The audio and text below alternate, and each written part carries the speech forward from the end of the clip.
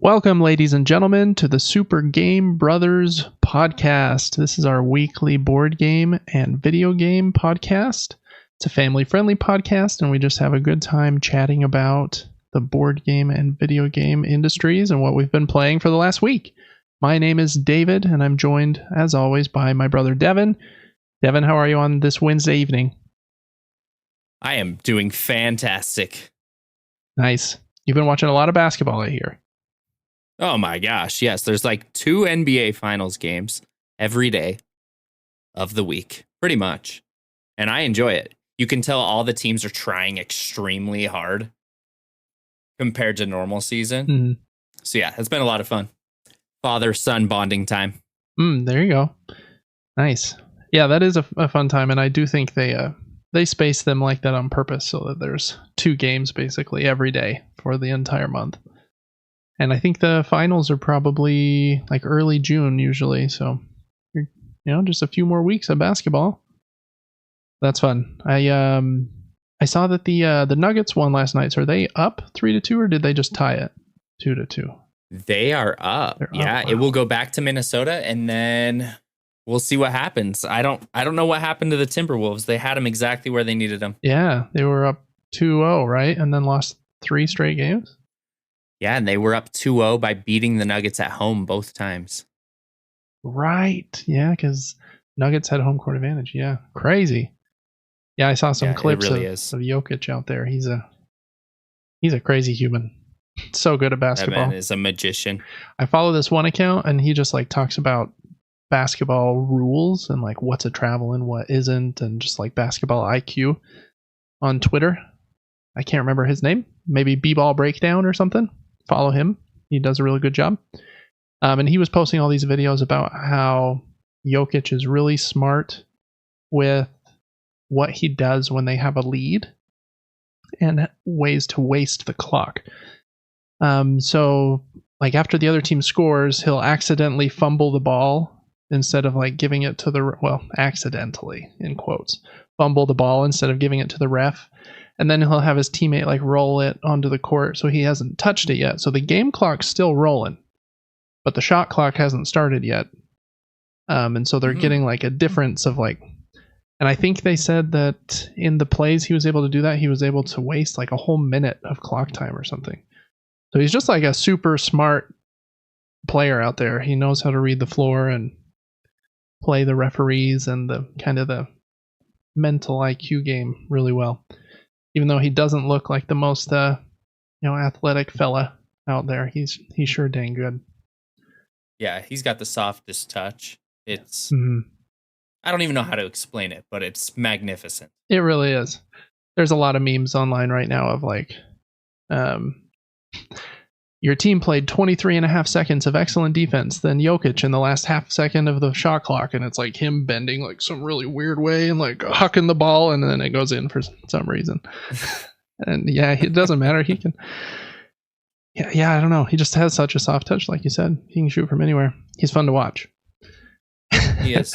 And kind of the other funny thing about Jokic is just how much he doesn't hate basketball, but like how much he hates basketball. Like, I think last season, was it last year they won the whole thing? Either last year or the year before. They were like asking him some questions about like what he was going to do in the offseason. He's like, I just want to go home and like hang out with my horses. And every time like anyone asks him a serious question about basketball, he's like, I don't want to be here. This is my stupid, boring job. He's kind of the best there is, pretty much, but I don't need to be here. Yeah, he's a funny guy. Where's he from? I don't even remember where he's from. Russia? No idea. I don't think it's Russia, but I think it's a Eastern European country, maybe. Who knows? Cool. Well, yeah, basketball's a good time. I wish I'd been watching basketball. I haven't been doing too much. Played some board games last week. Played some video games last week. They were also fun. And other than that, just been working on a lot of stuff for our channels and having lots of computer issues. I have been so close to putting my foot through that laptop like 10 times and saying all the curse words. You should just do it. Yeah, if it was still like in the warranty period or something where they would give me my money back if it accidentally broke on accident, then I totally would. But yeah, I don't know. I need to like, those dumb YouTubers that are like, I'm going to turn a penny into $1 million house. And they like go around exchanging. Will you give me a pen for this penny? I feel like I should do that with that laptop until I have like a wonderful PC. Might take me a month of wandering the streets. Yeah. But that might be the only way I can get one because I'm not flush with cash. I'm not just getting run down. Maybe someone will give you their old car that they just don't have the energy to fix. Then, you know what I mean? But then what if I don't know how to fix it? Well, you just sell it. They just want the garage space, but it's worth more than the laptop, and then you just get it out. This might be the play. Maybe, I shouldn't be a data analyst. We shouldn't be doing podcasts. We should just be, I don't even know what that game was called. In high school, everyone was like, hey, you got an hour. See what you can turn this thing into. Exchange-a-thon. I don't know what it's called. Gary V says we should flip stuff. What is it? Yeah, the yard sale. Yard sales. Hop. Yeah. Mm-hmm. He's a pretty sharp dude. Pretty funny. He is. He's very positive, and I like that. Yeah. Yeah, I do too. I don't know if I have that kind of negotiating grind because you basically you have to know a ton about a ton of different categories like Pokemon cards and old consoles and clothing and watches and whatever else you're going to find. Know which ones are good. And then you almost need to like kind of lie to the person and sneak your way like, hey, I'll give you $10 for this, Kind of a weird feeling, but hopefully that pretend like no one else is gonna want it. Yeah, just like I'll just take this off your hands for $10. Yeah. So I guess the onus is kind of on the person running the garage sale or whatever to make sure they know what they have. But yeah, I've always thought that was a little sketchy. But you know what? You got to get that bag one way or another. So. That's not the worst way in the world. That bag. That big bag of used goods at the yard sale. Or savers. I've heard that like secondhand shops have good stuff too. Actually, what the heck is savers? It's like in Utah we have the DI. Kind of like that. It's like a secondhand thrift store. What are some other ones? I feel like there are other ones, but savers and the DI are the two that I mostly know about, but I think there are others. There's this guy in my board game group. He said he gets a lot of his board games there. And I'm like, man, I must be going to the wrong thrift stores because every time I go, it's like, here's a book and all the pages are missing. It's just the covers. Well, that's what I was going to say is you're not getting a full game in there. Yeah, I feel like you'd be missing like half the pieces. You're getting a mixture of 3 games in there.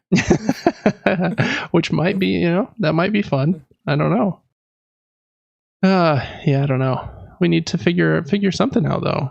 Make $1 million flipping these laptops or buying these 3-in-1 board games. That'd be nice. Then I could afford the new computer. That would be a good thing. Cool. Other than that, in the Bailey household, my 7-year-old started baseball. That's been pretty fun. I never played baseball growing up, but I can throw a ball and catch one. The hitting part, never been good at that with the bat, but I'm good with the mitt and the ball. Yeah, he had his first game yesterday. Watching a bunch of 6- and 7-year-olds try to play baseball was very comical. I imagine. It's a lot. He did basketball, just ended like last week. Basketball is a lot more straightforward of a sport, right? It's, hey, you and your 4 friends try to throw this big ball through this big hoop, and you have to dribble. Those are like the only rules they need to know. Yeah, in baseball, it's like, okay, you got to get 3 outs, and what's an out, and what's a ball, and what's a strike. And if I hit the ball, where do I run, and where do I have to stand? I'm supposed to stand here when. And they had my son like playing shortstop, and he was like, when the game started, he was standing facing the back fence. So like, nobody knew what they were doing. The other team would hit the ball, and everyone would just stand there, like, were we supposed to do something? And yeah, it was great. It was pretty funny. But that's honestly amazing. Yeah, it was like the bench warmers, Bad News Bears, whatever you want to compare it to. It was all those things. it's also machine pitch. So they have one of those like spinning machines that they wow. They drop the ball in and it pitches it. It's not incredibly fast, but it's quite a bit faster than like a little lob from the coach or something. Mm-hmm. So a lot of the kids were struggling with hitting the ball. But our son did hit the ball and got on base. And by him getting on base, somebody scored. So he scored and they got on base, but they lost 3-15. So, I don't know that was much of a consolation there, but yeah, kid sports, they're funny. Good time.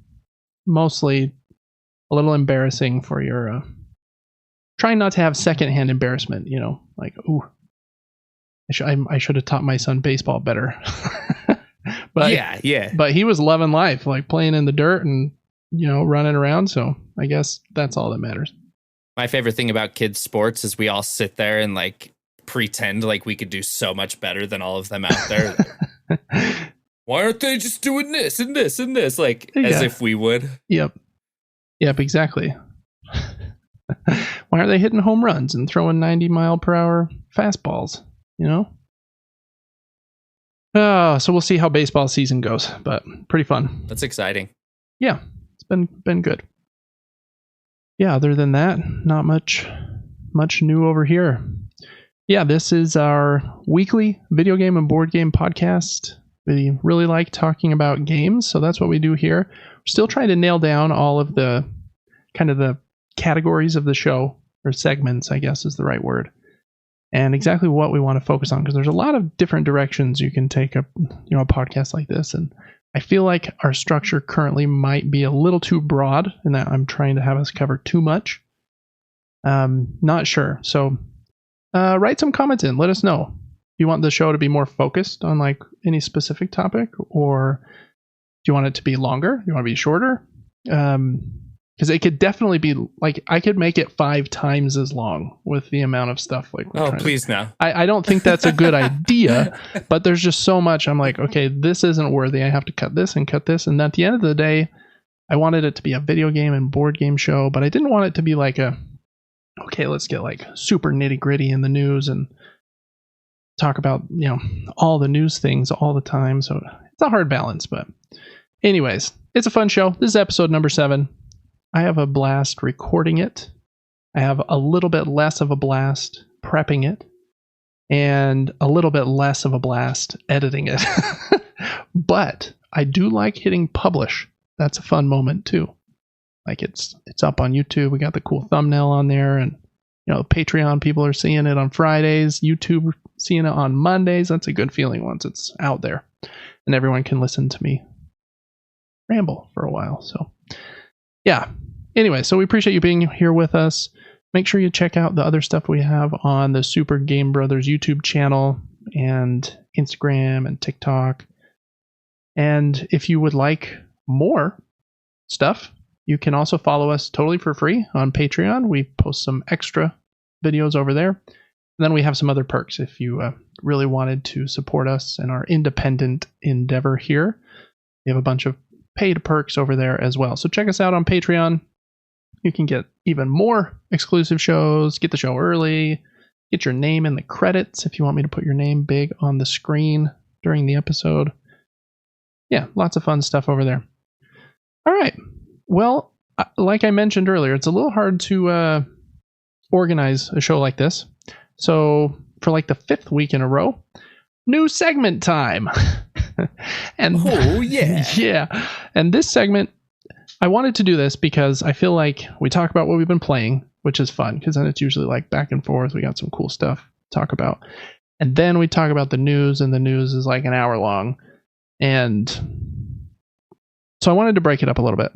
So I'm going to put like a mini news up front. I'm calling it the News Mini Nuke. You just played Fallout. Kind of, I think that's a good name. So the News Mini Nuke is here up front. It's just like kind of smaller stuff like, hey, this game was announced. That's cool. Hey, this game was announced. That's cool. Here's the free games on subscription services for the week. Here's, what else do I have here? The new games that came out this week and if they look exciting or not. So they're just like the boom, boom, boom, boom, boom, small things. Then we'll talk about what we've been playing, and then we'll get into like the more meaty news where we might have a little bit longer of a discussion, or it's a longer news item or something that I don't know, some people might call more boring. I think it's kind of fun to see the inside baseball stuff, but like we'll have some talk about earnings calls with stockholders. And that would be more of the main news segment, not the news mini nuke. So anyway, so we're going to start with the news mini nuke today. And for today, we got 5 game announcements. I'm going to plow through them pretty quick. The first one, probably the biggest one of the week, and that is Ubisoft has announced Assassin's Creed Shadows. It is the newest Assassin's Creed game. I think it had a code name called Project Red or something. So it's been rumored for a while that it was going to be set in Japan and, you know, involve ninjas or something like that. Looks pretty cool. The trailer is very pretty. There's no gameplay in the trailer, I don't believe, but the cinematic trailer is very pretty.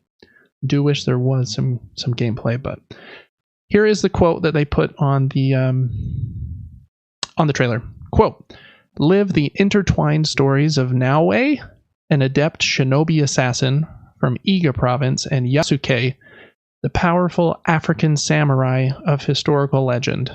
Against the backdrop of the turbulent late Sengoku period, this remarkable duo will discover their common destiny as they usher in a new era for Japan." End quote. Trailer's really cool. You get to play as 2 different characters, which I thought was pretty cool for this game.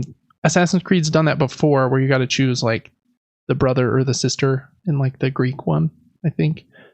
But I don't believe they were especially different, other than, you know, being the other gender. I don't believe they were much different. But these 2 look very different. I think her name is Naoe. I hope I'm pronouncing that right. She comes from like a tiny town they call the Iga province, and she's a shinobi, so kind of like the sneaky ninja with the ninja stars and the, you know, slashy sword, trying to hide in the shadows.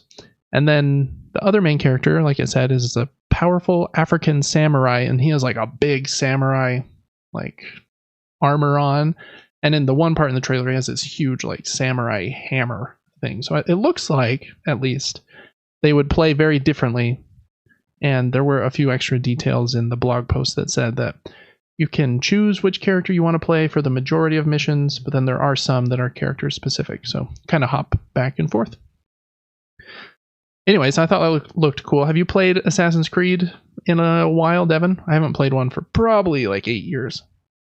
Not for a long time. I did play Assassin's Creed Black Flag, but I hardly remember it. I also watched the trailer for this. I felt like I recognized a face or 2 in there. Are games really pushing real actors as their character models in games? I feel like I see that a lot now. Yeah, that does happen more and more as like the motion capture actor. Yeah. Like in Days Gone came out.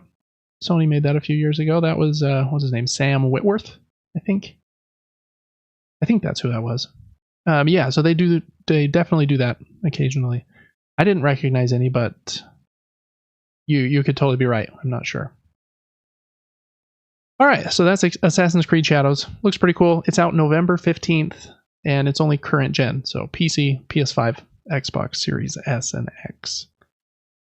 Next one, or the next 4, are all board games that were announced. So I thought that was kind of cool. This one is Terraria. The co-op board game is coming to Kickstarter on May 28th. I'm not a huge Terraria Minecraft fan, but I know that there's a big following for both of those games. Obviously Minecraft a lot bigger, but Terraria I feel like was pretty big as well. This one, like I said, is a co-op game, and you lay out, I think you shuffle and then lay out cards to kind of make the map so that the map's different every time, much like it would be in those video games. And then you work together, gather stuff, fight enemies.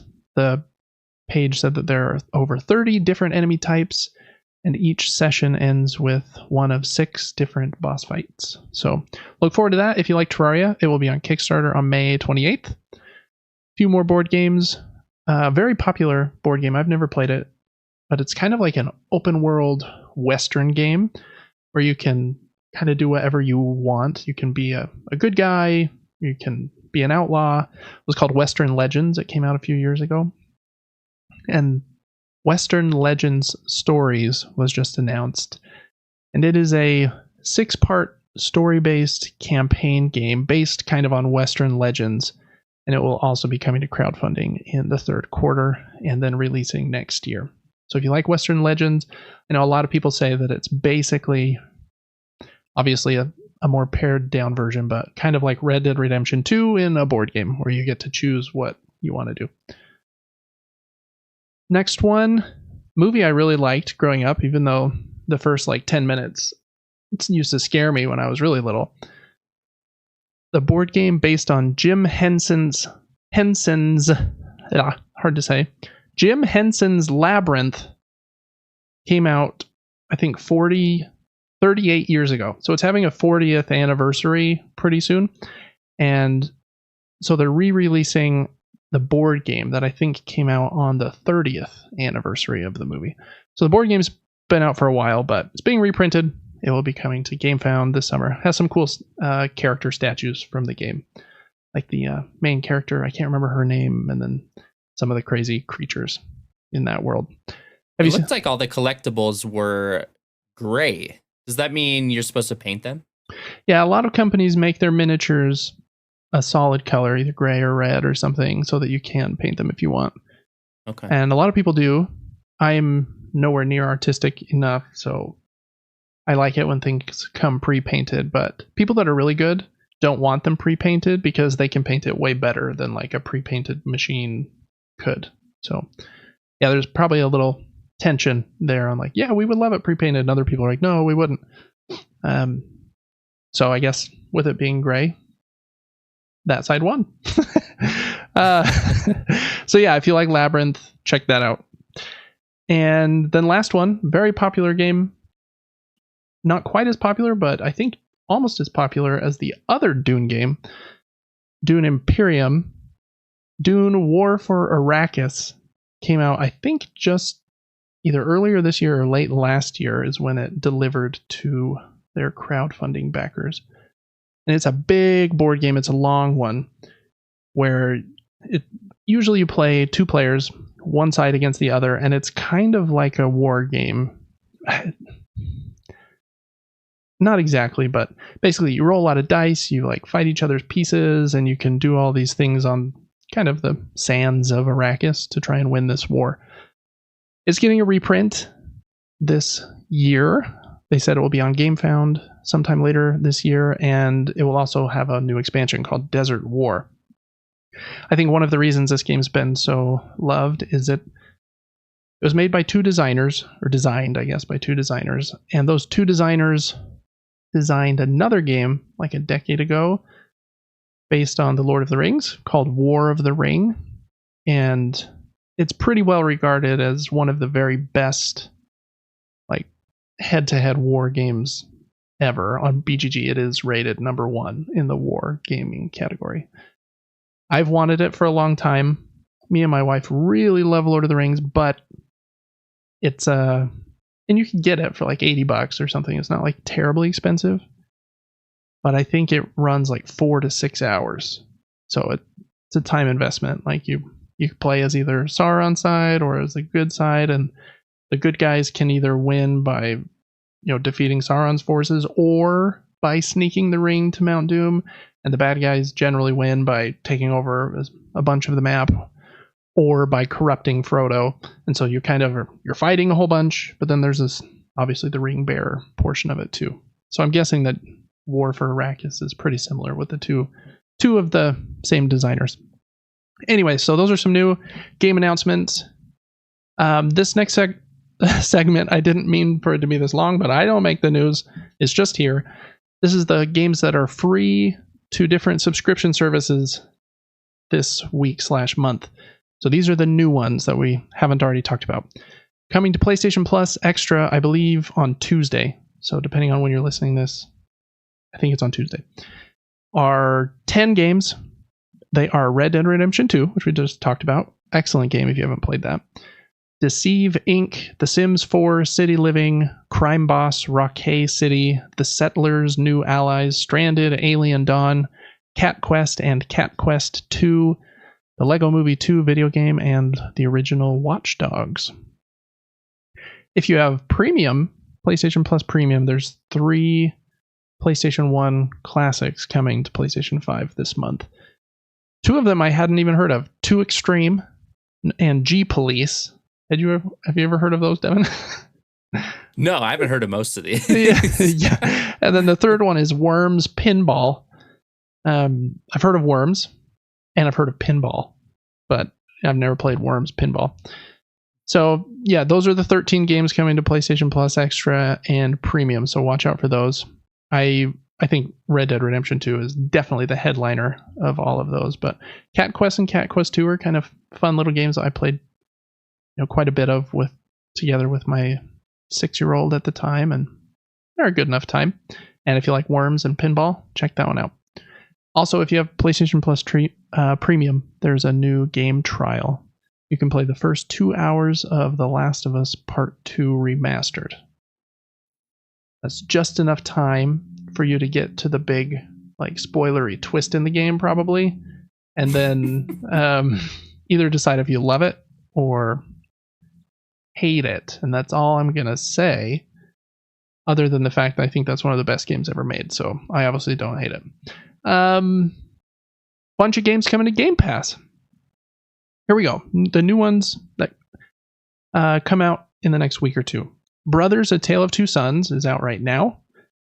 Chants of Sonar comes out May 15th, which is tomorrow from when we're recording. Will be in the past from when you hear this. That's the one that I would be most excited about from this list. It's a puzzle game about kind of trying to translate language, I believe, and it's supposed to be excellent. Next one, EA Sports NHL 24, Immortals of Avium on the 16th. Senua's Saga Hellblade 2. This one comes out next week on the 21st. And that one is coming to Game Pass on day one, since it was made by an Xbox-owned team, and the majority of their games do. Galacticare, Haunty, Moving Out to Humanity, and then another big one, in my opinion, Lords of the Fallen on May 30th. That's a cool Souls-like game, kind of a dual world idea. And then 1, 2, 3, 6 games leaving at the end of the month, so play these before they leave if you so desire. Chicory: A Colorful Tale is a very colorful game. I enjoyed that one. Far World Pioneers, JoJo's Bizarre Adventure All-Star Battle, Pac-Man Museum Plus, Little Witch in the Woods, and Railway Empire 2. All right, a few more free games here, Devin, and then I want you to tell me what your pick of the week is for all of these. Oh. Nintendo Online. If you have their online service, they added 3 new games to their Game Boy kind of segment. First one is called Alleyway. It's a fun game, very similar to like Brick Breaker and Arkanoid. Baseball is a baseball game. And the third one is Super Mario Land, which is a very old Mario game, but has, especially for the Game Boy, just killer music in that game. It is so good. So I would definitely recommend Super Mario Land, especially if you've never played it. Then after you play it, play Super Mario Land 2, the 6 golden coins. Ooh, that game is also excellent. Okay, the Epic Game Store always has their free game of the week, and I don't know what it is. Right now it says mystery game, and it won't tell us till tomorrow, so make sure you add mystery game to your library on the Epic Game Store. Hopefully it will be something cool. Maybe it's Crash Bandicoot. Who knows?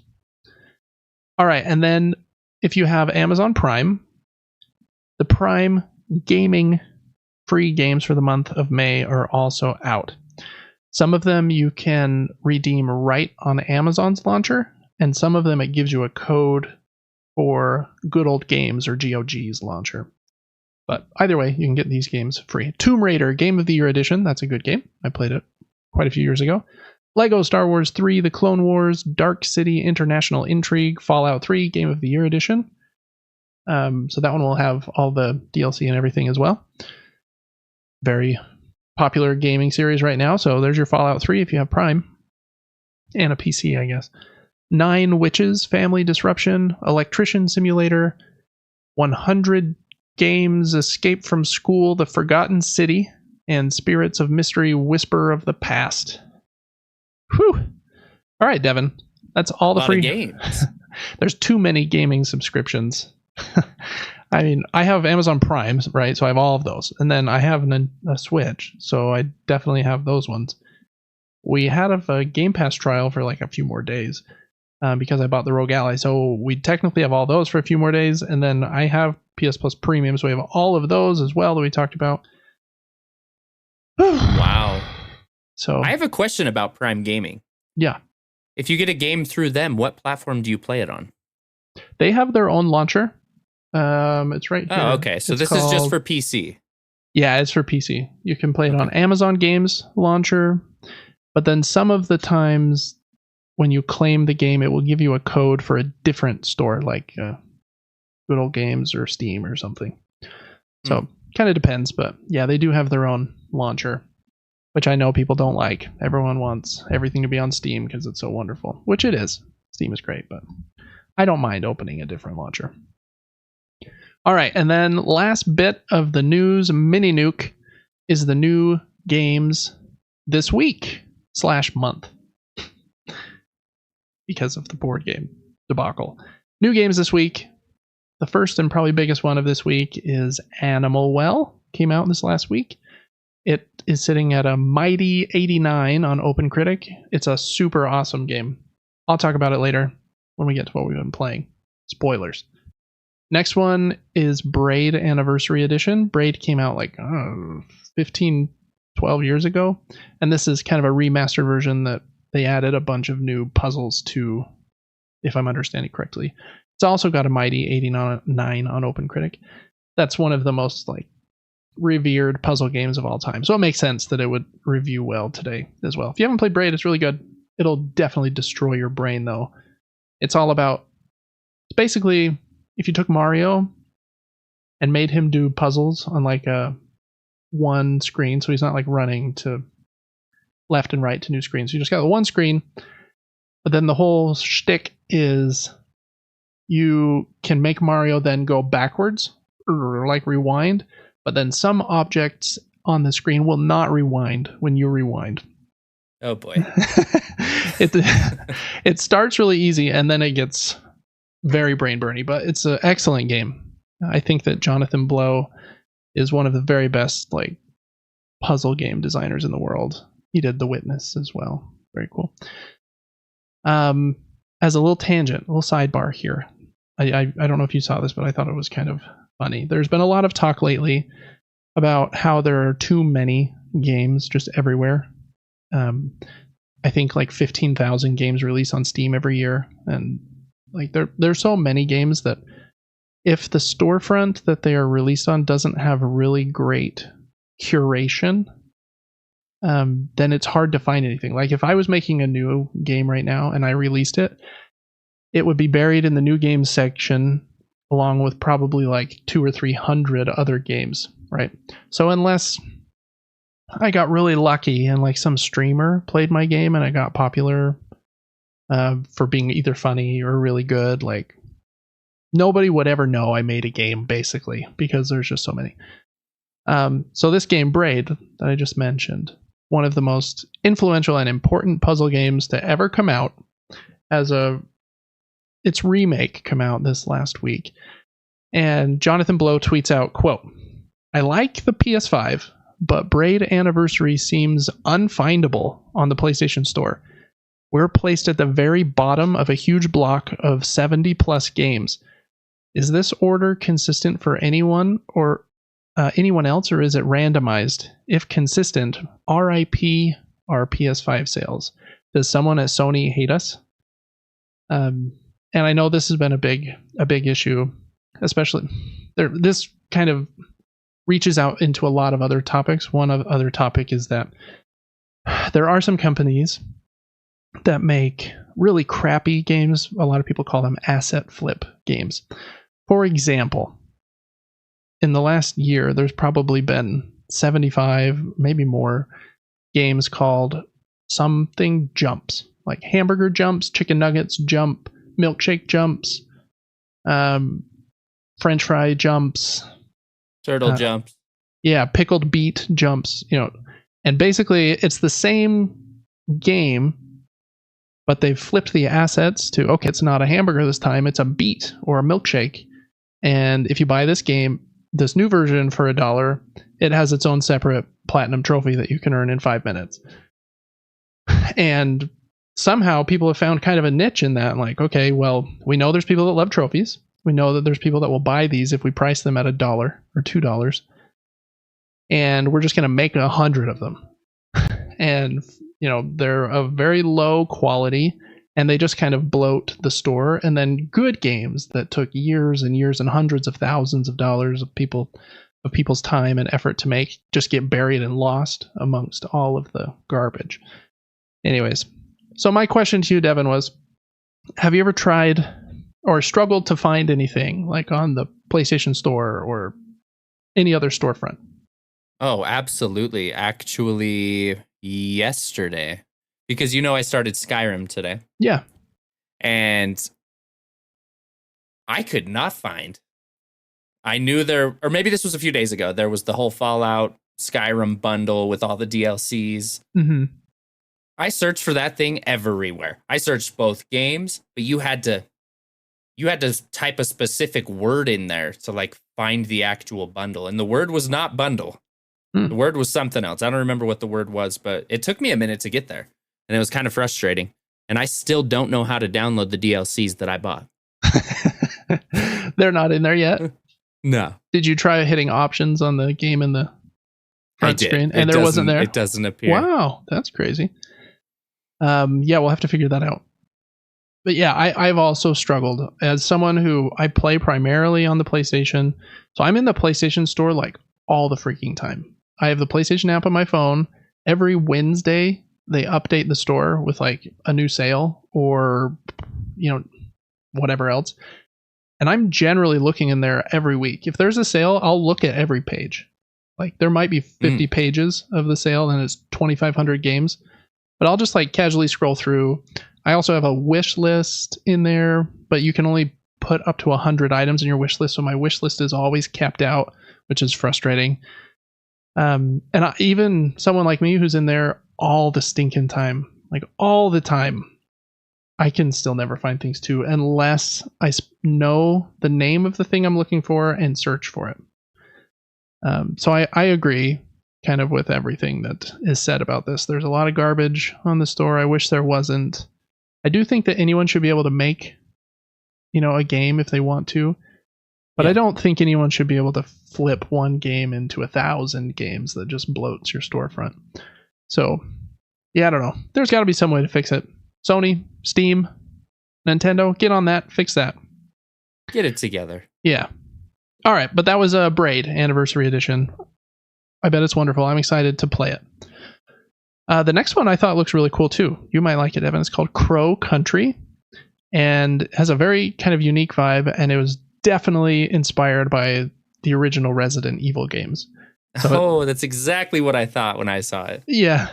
Resident Evil or Tomb Raider, it looks like it's kind of the same camera angles as Resident Evil. Yeah. And the graphics look like it's from the PS1. Yep, that's definitely what they were going for. Since it is a little more colorful and there's birds and I don't know, other creatures that looked like, it doesn't look like it would be quite as scary. But maybe I'm wrong. Maybe they're able to make it scary with that as well. But I know people have been really liking that one. It's kind of an old retro style survival horror game like that. So I want to check that out if I ever have time. Next one, Homeworld 3 came out this last week. Has a strong 80 on OpenCritic. And I believe that's kind of a civilization building game. That's not the right word. It's maybe that is the right word, like a SimCity kind of thing, where you're building out communities and yeah, I think that's what that is. Then Little Kitty, Big City came out. Is also on Game Pass if you have Game Pass. It's got a strong 77. Seems like a pretty solid game, especially if you got it in your subscription. So check that out. All right, so that was the mini nuke of news this week, and that way the main news won't be quite as long either. Lots of free games. If you have a subscription service, make sure that you make sure you're getting your money's worth out of those subscription services. I feel like they're all going up in price, so make sure you download these games, add them to your libraries, try some of them. With so many games coming out all the time for them all, I mean, I really like to try a new game, so I'll play one for 30 minutes. If I'm not vibing with it, that's okay. It was part of my subscription. I'll just bounce. So give those a try, and try Super Mario Land. It's a good one. What was your pick of the litter there, Dev? Ooh, I have a couple thoughts. There was one pick of the litter that's torture, and that's going to be throwing a trial of one of the greatest games ever made at your fan base. Yeah, you're just asking for money. You're like, hey, we're gonna give you a little piece of this cake. You're gonna love the cake so much that you're gonna be forced to send us money. And that's The Last of Us Part 2 remastered. Yeah. The two that I would say for me win, but these are just the types of games I like to play, are Red Dead Redemption 2. Hilarious game, huge. I haven't beat it, not even close. I've probably only put 10 hours into it. And then if Fallout 3 is anything like Fallout 4, you've got to play it. I think, especially if it comes with DLCs, because it's the Game of the Year edition. Mm-hmm. I think that's what that means, that it would come with everything bundled. Yeah, those are two great picks. I mean, if you played both of those games, not even 100% of them, but played them doing, as much of the side stuff that interested you, you could play both those games for 150 hours and still not finish them both. Right. I did finish Red Dead. And towards the end, it is a freaking long game. It is very long. If you mainline the story, I bet it's 40-ish hours. Wow. You can maybe do it faster than that if you're really good, but it's just long. There's a lot of story and a lot of locations and things. And so I was doing quite a bit of side stuff at the beginning, but then towards the end, I was like, I gotta finish this thing. And it's so long, but it's excellent. Some of those story moments, when you and your gang approach that manor at night, ooh. That game's great. And then Fallout. I haven't played 3 in over a decade, but good picks, Devin. I like those. Thank you, sir. All right, next up, we've got the games that we've been playing. Whew, I feel like I've been talking a lot, so I'm going to let you talk first, Devin. I think you've maybe finished Fallout 4. Is that right? Yes, we did. We did pretty much the entire campaign of Fallout 4, a ton of side missions. And then people decided they wanted me to keep playing the game, so they bought me the DLC for Nuke World is what it was called. This was like a massive amusement park based on soda. And so they had all different types of Nuka-Cola. You had orange and quartz and shiny ones and blue ones, and that was cool. And for a $10 DLC, it gave me 20 to 25 hours of content, which was insane. I mean, that was 50 cents an hour I was paying, Yeah. That's not bad. And so that DLC was fantastic. We also played a DLC called Far Harbor. Not as fantastic. Some people will disagree and hate me for saying that, but it was just darker, very foggy, a lot of water. It was still amazing, but not as good. And then we went back to the main mission, sided with what's called the Brotherhood of Steel. That's what everyone told me to do. We got a massive iron giant looking thing that walked with us to destroy everything. And then we saved the Commonwealth. Wow. What a time. Fantastic game. I'm going to miss it. I'm going to miss the music. I'm going to miss the aesthetic. But we moved on to another Bethesda game. And that is Skyrim. And I don't have too many thoughts about Skyrim yet because we've only played it for a day, but the graphics are worse. Mm-hmm. But that's okay. I got used to it quick. Your eyes adjust and all of a sudden you forget it. It did have a PS5 version, which is goated because it might have added frame rate. For being an older game, I was shocked that it felt like it was 60 frames, but I think it was. So we downloaded that version. I think the game's going to be super fun. It's very similar to Fallout in many ways, but Fallout definitely had some quality of life improvements. For example, if you have a marker on your map and you're trying to find where to go, in Fallout, it would tell you if it's a story above you or below you. It would have a pointer up or down. This does not. So there's a few things that Skyrim, a few game mechanics that maybe just weren't as popular or weren't known yet.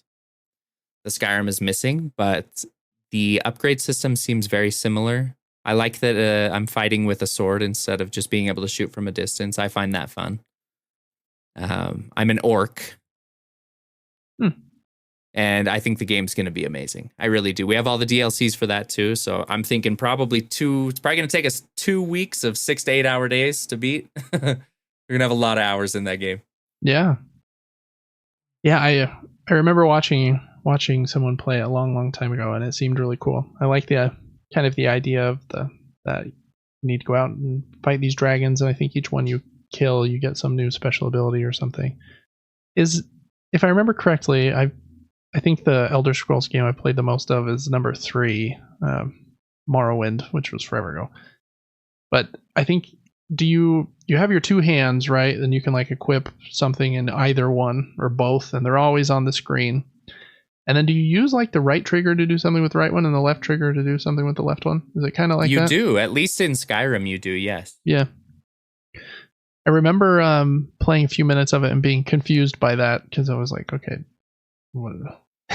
do I pull the left trigger to like, I don't know, pull out my shield or what? And so it's a little... Exactly. L2 is always used for blocking or zooming in your camera or aiming down sights. And so L2 is a weird attack button. Yeah, I think that's what I was confused about, but I'm sure you get used to it. And I think the cool part about that is you can be really specific or custom with your build. Like, yes, put whatever you want in either hand, I'm assuming. And everyone has a different opinion about how you should do your build. I'm sure. What are you doing along with your sword? Has it been like a shield or magic, or? It's been healing magic and fire magic in my left hand. I don't know what else is out there. It sounds like there's a ton of abilities eventually. I'm sure we won't see them all, but it's going to be hard for me to discard healing ever. Yeah. You know? Is there like a quick swap where you can push a button on the D-pad or something? And you push a button on the D-pad, scroll to it, click select, and then you're back into the gameplay. So it's a little bit tedious, but it's not bad. Okay. Cool. Well, exciting. Devin's just super down the Bethesda rabbit hole. Oh my gosh, and I'm loving it. I didn't know what I was missing out on. People were saying that it's like Bethesda's beautiful with all of its issues. Yeah. And it really is. It's just funny. You just expect the issues, you can laugh at them. Weird things happen in the games, funny things happen, unique things happen to you that have never happened to other players. And I think that makes a game amazing. Yeah, I agree. Building systems and physics and stuff, and then just letting it kind of play out. I remember looking over at one point today, and there was an NPC floating in the air. That was strange. So yeah, they definitely do have a bug every now and again, but I think it's usually funny. Cool. Well, Devin's playing some bangers. For me, I'm still kind of playing... Oh, we got one more game we'll talk about in a minute. I'm still playing my way through Balatro and Prince of Persia: The Lost Crown. My new game this week, I did start Animal Well. Little plug here, I've got the first hour and a half up on our YouTube channel, Super Game Brothers, so check that out if you want to check out the game. It's very cool. It was made by one person, which is incredible. And this is the first game published by Big Mode, which is Video Game Donkey's publisher. So, in case you wanted to know all that nonsense. But it's a very cool Metroidvania game. You play as like this little Kirby-shaped little blob dude. And you kind of just like wake up in this flower, and then you're exploring this humongous like Metroidvania map and getting new items to like unlock new areas and things. And the items are very silly. I really feel like you should know almost nothing going into this game. So I'm not going to like go into uber specifics on anything. Very like weird vibes. It kind of reminds me of like Donnie Darko. Like, Oh, I that, love Donnie Darko. I haven't seen it in forever, but I considered getting the Donnie Darko rabbit costume at one point, and then I was like, why would I need that? yeah, that's the thing. The rabbit, kind of that kind of vibe is in the game for sure. There's like weird looking animals, and some of them are friendly and some are not. And but at its heart, it's kind of a puzzle game. You're moving around like in Metroidvania style, where okay, I can, if I get the double jump or whatever, I can get to a new room and unlock new doors. And in a lot of doors or rooms, there'll be a locked door with a certain number of panels on it that you need to light up, and you light those up generally by pushing a yellow button. So then you have to find the certain buttons to open new doors. And yeah, just the items you get and the ways that you unlock those doors in the new areas is really cool. I like it when a game makes you feel smart. And I think going back to Jonathan Blow, I think The Witness and Braid really do, like, you like struggle with them for a minute, and like your brain gets smarter as you're playing. Like, oh, I get this. Like in The Witness, this is a spoiler for The Witness, but in The Witness, you have to solve those little panel puzzles, and I think there's like 800 of them on that island. It's basically a snake puzzle. You have to get like the little thing to the end of the maze. And then like towards the middle to the end of the game, you start seeing those puzzles out in nature and in like the skyline and the mountains. And if you point at them with your cursor, you can also do like that maze puzzle on like the environment that's not in the panel. Cool. And so it just like kind of layers on top of each other. And Animal Well seems like it will be like that too. Like I got the first item blows bubbles. It's kind of a quirky little item. And I was like, ooh, I wonder if I can do this specific thing. I won't say it because I think figuring out what you can do with it is a cool moment, but like it totally let me do it. And I was like, man, I don't feel like most games would have let me do that, but it let me break it in like a cool way so that I could have that moment. And then it was like, okay, you broke it. Here's a room that's going to make it really hard for you to break it. Get through that, sucker. And so then it just like it knew you were going to try, even though trying is a thing that's difficult to think about. I don't know. I think it's a really cool and special game if you like puzzles. If you don't like puzzles, then I don't know that you'll jive with it. But yeah, super awesome. You just play as that little Kirby little dude just running through these this Metroidvania areas, and yeah, just really great. I really like the artwork too. It's pixel art, but kind of has this like neon flair to it. And it's very pretty pixel art. There will be like reflections in the water and things like that. And really awesome. It's free on PlayStation Plus Extra. Absolutely worth free. And even if you don't play on PlayStation and you play on, this would be an excellent like Steam Deck game. I don't know if it's out on Switch. It'd be a good Switch game too. But yeah, if you have a Rogue Ally or a PC or a Steam Deck, great on there. And it's really great on PlayStation. I need to get a Steam Deck so I can compare it to your Ally. We need to hold them. Have you held both of them? I haven't. Two of my neighbors have Steam Decks, and they have held my Ally, and they won't let you touch their stuff though.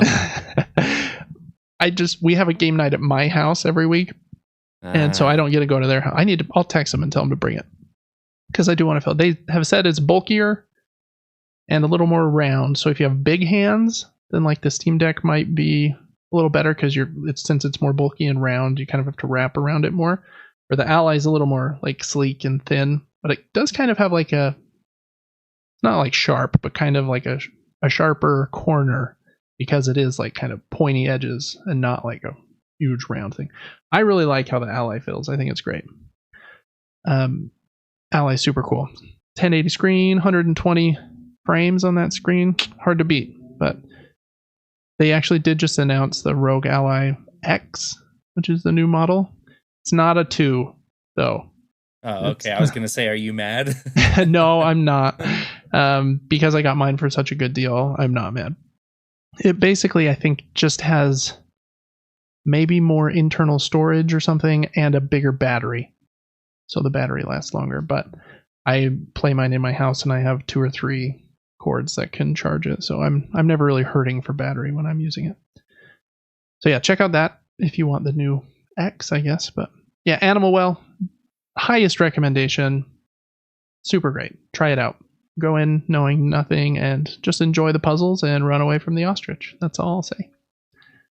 Other than that, I already mentioned I'm still playing Balatro, still playing Prince of Persia.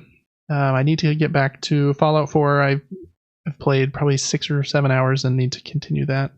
The other game that we played, Devin, was was this last night or 2 nights ago? We played Spelunky 2 for the first time, I think, in probably a year or so. Mm-hmm. And man, it just rekindled a love for Spelunky in me. Oh my gosh, I agree. I was thinking about it and I was like, I don't want to be done. Yeah. I was like, this is kind of fun to do a 2D game and then find all the secrets in the game, even though it's more difficult than most 3D games. Oh yeah. Very hard. Yeah, super love it. I'm really glad that it seems like they have fixed the multiplayer issues that it had when multiplayer first launched for it, because it was pretty buggy. We had a lot of runs where it just froze and crashed. But we even had one time during the run a couple days ago where it did freeze for like 10 seconds, but then it just fixed itself. So it seems like it's in a really good place. Lag seemed like non-existent. So yeah, Spelunky 2 is just amazing. If you haven't played Spelunky or Spelunky 2, they're both incredible. I would even say play the first one first. I mean, it'll give you like more of a taste for it. You can probably get it for like $3 at this point, I would imagine. And it has so many secrets in it. And then by the time you finally beat it and the alternate endings, then you'll be ready for Spelunky 2, which just kind of takes it and ramps it up to like 1,000. Yeah, super game. As another plug, we have that video of Devin and I playing Spelunky 2 on our Patreon at patreon.com/supergamebrothers. And yeah, that was a fun video. I basically just swapped our screens every level. So it was Devin's screen for level, my screen for level, unless one of us died. Then if you died, I swapped back to the other person. So yeah, you guys should check it out. That was my favorite advanced episode we've done so far. Yeah, we've been playing a lot of board games on there in the past because it's been a little easier to film. And I'm just addicted to video games. No, you're good. I'm addicted to both, so I don't know if that's better or worse. Because yeah, it's a little tricky to record 2 people playing the same game, because then you're like, okay, do we both record the game audio? Yeah, it was a big mess, but I think we figured it out in an okay way. I need to perfect my editing skills so I can get the audio like perfectly lined up. Okay, that was one. Yeah, anyways. But Spelunky 2, so good. Play Spelunky and Spelunky 2. And then play Animal Well, and then Balatro, and you will have played 4 of the very best games of the last decade. You'll be like living and eating well, so do that. And then follow Devin's advice from earlier and play Red Dead Redemption 2, Fallout 3, and then the 2 games he just played, Fallout 4 and Skyrim. And then you'll probably be like 75 years old because those games are so long, but you will have played them. So there's that. Whew, all right. Well, for board games this week, I've got a couple. And one of them I know Devin's played. We weren't able to play any board games together this week. So unless Devin has some like crazy surprise, I don't think he was able to play a board. Unless you played a board game with like our younger siblings or parents or something. I played Scattergories. Hey, there you go. That's one of my wife's very favorite games, and she is killer at it. Like, absolutely crush your soul. I have a problem with Scattergories. I don't like it either. Go ahead. Who's the judge of if a word is valid or not? I think in the rules, it says that it's the other players. And if there's ever like one where the person that gave the answer and someone else can't agree, then the rest of the players do a vote, I think, to determine if it passes or not. Yeah, that can be a sticky point. That's what I don't like about the game. Yep, I don't like that. Like, for example, name an item in the basement that starts with T. It's like toothbrush, TV. It's like, those aren't really specific to basements. Right. You know, and so it's like, do you make the answers be extremely specific? or let it be extremely broad and let everyone get 35 points per round with the dumbest answers. I can't. I don't. It's fun. It's fun, but I don't know. It eats at me a little bit. Yeah. Yeah, I'm not a huge categories fan either. I do have it, but it doesn't earn a place on my nice 5x5 shelf behind me. It's in the garage. It's in the closet. Yeah, I don't know. We even play. Lacey likes to play like advanced mode. It's not an official like in the rule book variant or anything, but we take a whole sheet of paper where it has 3 lines usually. So you would play 3 rounds, right? With that side. We use that one side for 1 round. So you can give 3 answers for each prompt. And she will just like, I don't know how her brain thinks of those things so fast. She will have like 50 answers by the end of this thing. There's not even 50 lines. So many. She crushes me in that game. It ticks me off. Well, cool. That's a cool surprise. Categories. There you go. The 2 games I played, my game group and I only had 45 minutes this last week, which is very short. If you're going to teach and play a board game, even like a board game that is like 30 minutes to play, if you're going to teach it, you almost have to double it usually, unless it's like the simplest game ever. So we played a tried and true classic that I really like. I'll just show it. It's called Long Shot, the Dice Game. Where's my screen here? There it is. And it's a game where you bet on horses in this horse race. And so on every turn, you'll roll a die, and one of the horses will move either 1, 2, or 3 spaces forward. And then on that horse's card, they'll have marked a couple other horses that will also move forward 1 space. And so it's a roll and write. You roll the dice, and then you have your own little player board where you will write stuff. You have money that you start the game with, and then you can place a bet on a horse, or you can buy a jersey of the horse or a helmet. So some merch. You can buy concessions at the concession stand. And then as you're crossing off and betting on your own board, you are hoping that the horses that you're betting on are doing well in the race. You can actually purchase horses during the race too, so that you hopefully will own one of the horses that gets first, second, or third place. So there's lots of different ways to get money. Owning a horse, betting on horses, getting a bunch of concessions in vertical columns or horizontal rows, and whoever has the most money at the end of the game wins. And I think it says on the box 25 minutes, and that's probably about right. Might take you 10 minutes to teach it, so you might be at 35 by the end. But really fun game, plays up to 8 players, and it's just kind of a laugh fest. You can do special moves where you move the horse backwards 3 spaces that someone else has really been betting on, and so you can mess up each other's plans a little bit. And it's just fun. I got absolutely crushed. My friend down the street, he bought a horse that won first place, bought a horse that won third place, and then bet all his money on those 2 horses as well. So he beat all of us by like 100 points, but it was a fun time.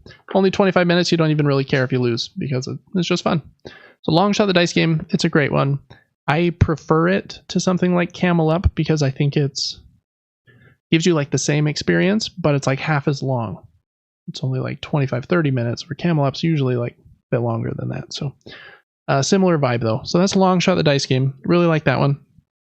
And then anyone who listened last week, I told you I was going to have show and tell this week for a game.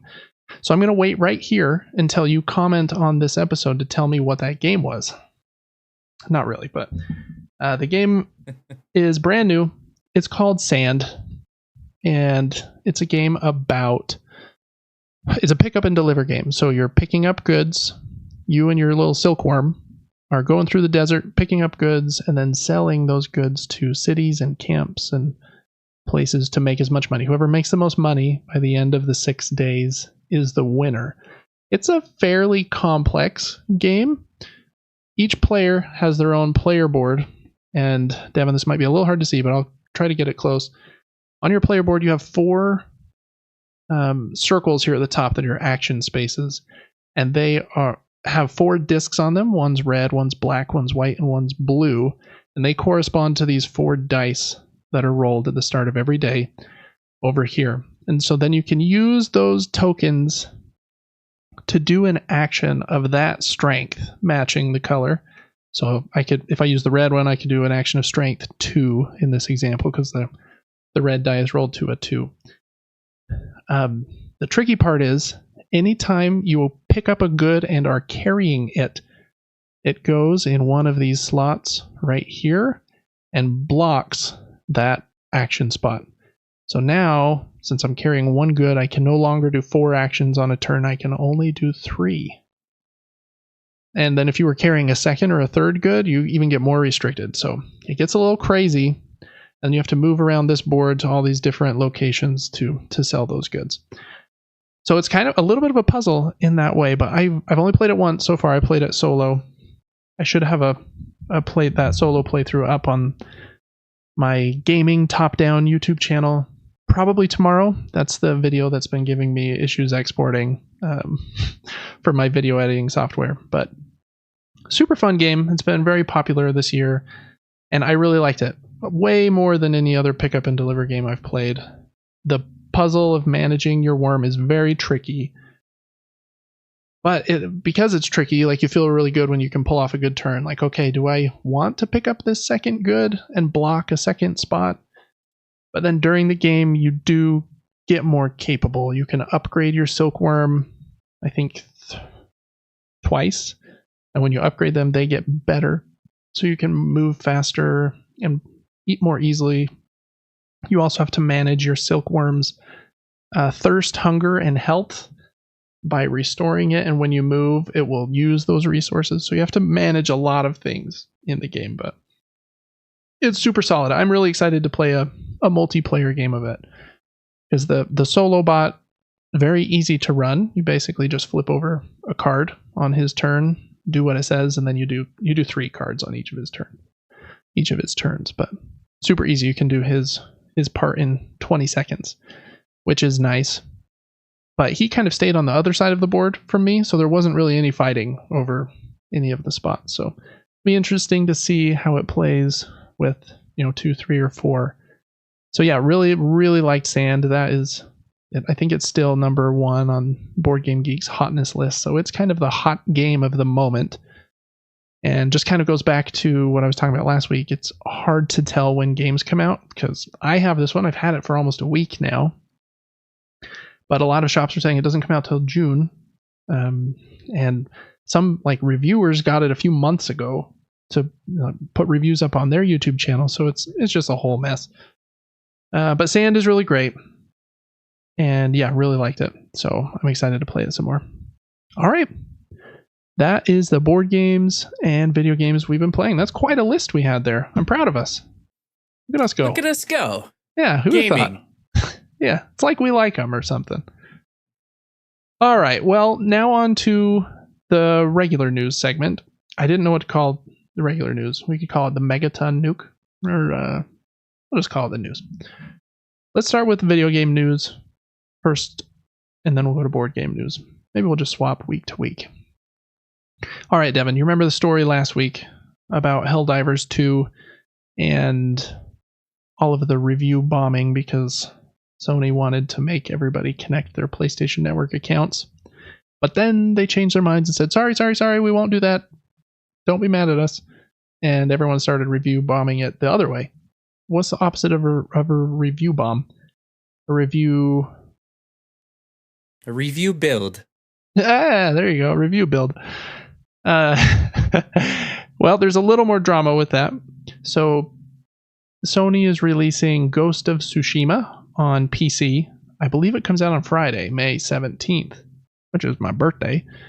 And that game is also supposed to connect to your PlayStation Network account, at least for the multiplayer mode called Legends, which is a pretty fun mode, actually. I've played a little bit of it. I feel like we maybe played a little bit of it.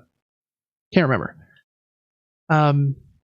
But with Sony backtracking all of the Helldivers stuff, it's been really confusing. So last week, I think I said that because of the whole kerfuffle, Sony started taking down Helldivers 2 from all of the storefronts in countries where you can't have a PlayStation Network account. And it was like 170 countries or something. they said that they were going to come out with their future plans for how they would handle their future games, but this game is coming out so soon, it comes out in 2 days, that they haven't had time to do that. And so for some reason, they have delisted Ghost of Tsushima from those same 180 countries. I'm assuming for the same reason. They don't have PlayStation Network there, and Steam's actually been refunding those people. So yeah, just kind of a weird one. I feel like they're kind of playing with fire again here, and the internet might get really mad at them again. So hopefully they sort all of this out ASAP. But just wanted to do a little follow-up on that one. I thought it was kind of funny. All right. I mentioned the earnings calls earlier in the show. We got 3 that we're going to talk about just briefly. I don't want to get too in-depth. This isn't a finance show. But I think there's some fun things in here. So Nintendo had their earnings call. It was actually a couple weeks ago, but yeah, I wanted to talk about it here too because I think it compares well to some of the others. The main points that they brought up were, they talk about how much money they've made and if they hit their goals and whatever, and tell their shareholders about that.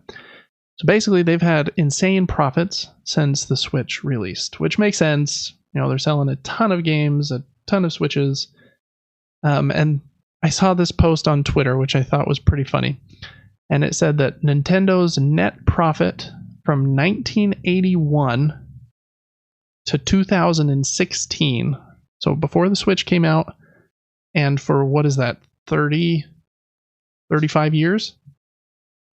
If I'm mathing right, is 2,376 billion yen. So what's that? 2,376 billion yen. I think that's right. That's what. Anyways, the net profit that they've made just in the Switch era from 2017 to now is 2.576 billion yen, and so they've made more money in the last 6 years in profit than they've made in the 35 before that, which is kind of crazy. They're just making so much money. And it's crazy how many games they sell. And this is kind of what I do. On the Switch, I only buy Nintendo games. And any game that is multi-platform, I don't buy on the Switch, generally. I'll buy it on my PlayStation, or if it's like a game I really want on handheld, then I'll probably buy it on Steam. I have an idea. They should take this $2,000 billion that they made and increase the frame rate and the visual qualities of their game. Yeah, I don't disagree. And add freaking achievements. But they probably won't do any of those things because they're Nintendo. But anyways, I wanted to just list. They also gave new updates for how many copies their games have sold. And these numbers are crazy. And Microsoft and Sony would love for their games to sell anywhere near this much. So Mario Kart 8 has sold almost 62 million copies. Animal Crossing New Horizons 45.3, Super Smash Bros. Ultimate 34.2 million, Breath of the Wild is almost at 32 million, Mario Odyssey almost at 28, and Tears of the Kingdom is at 20.6 million after about a year. And they just sell so much. I think that Sony lumps their games together in franchises. So I think they say the Spider-Man franchise has sold 35 million or whatever, but that's Spider-Man Miles Morales, and Spider-Man 2. Where Nintendo's just hold my non-alcoholic beer. And I don't know. They've kind of got their niche, right? Where they have some of the most important IP in the world, Mario and Donkey Kong and Zelda. And they know that those are the main games that people are coming to play on their system. So kind of crazy. The last thing we mentioned last week, they said they're not going to talk about the Switch successor at the Nintendo Direct in June, but they'll be talking about it sometime this fiscal year. All right, Sony also had their earnings call. Theirs was pretty solid, not as gangbusters as Nintendo's, but there were a few things that they announced. So the first one, PlayStation CEO Jim Ryan, he stepped down or moved on, retired, whatever he did. I think at the end of, maybe it was April 1st, and they've had an interim CEO. I think it was Sony's like CFO stepped down to like be the CEO for a couple months. So they've announced their new CEO. It's actually 2 CEOs. Dun dun dun. So it will be Herman Holst. He was previously president of PlayStation Studios. So not a big change for him, but he's going to be the CEO of a new group called the Studio Business Group Unit, which oversees the first party teams, which he already was doing, and PlayStation Productions, movies and TV shows. So Uncharted, Sweet Tooth, The Last of Us, those were all made in kind of collaboration with or by PlayStation's productions team. So he'll oversee that half. And then the other CEO is, I hope I pronounce this right, Hideki Nishino, and he will lead the platform business group. He'll be responsible for hardware, accessories, PlayStation Network, and third-party relations. So they're going to have a kind of a 2-man leadership now. Thought that was kind of a cool idea. Next thing they announced is Helldivers 2 is their fastest selling exclusive ever. So it beat God of War Ragnarok's record. It is on PC and PlayStation 5. And most people think that it sold more copies on PC than on PlayStation 5. So this is a combined number, right? And I was going to say, there's no way.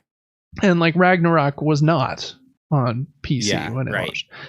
So Ragnarok sold 11 million units in 10 weeks. And Helldivers 2 sold 12 million in 12 weeks.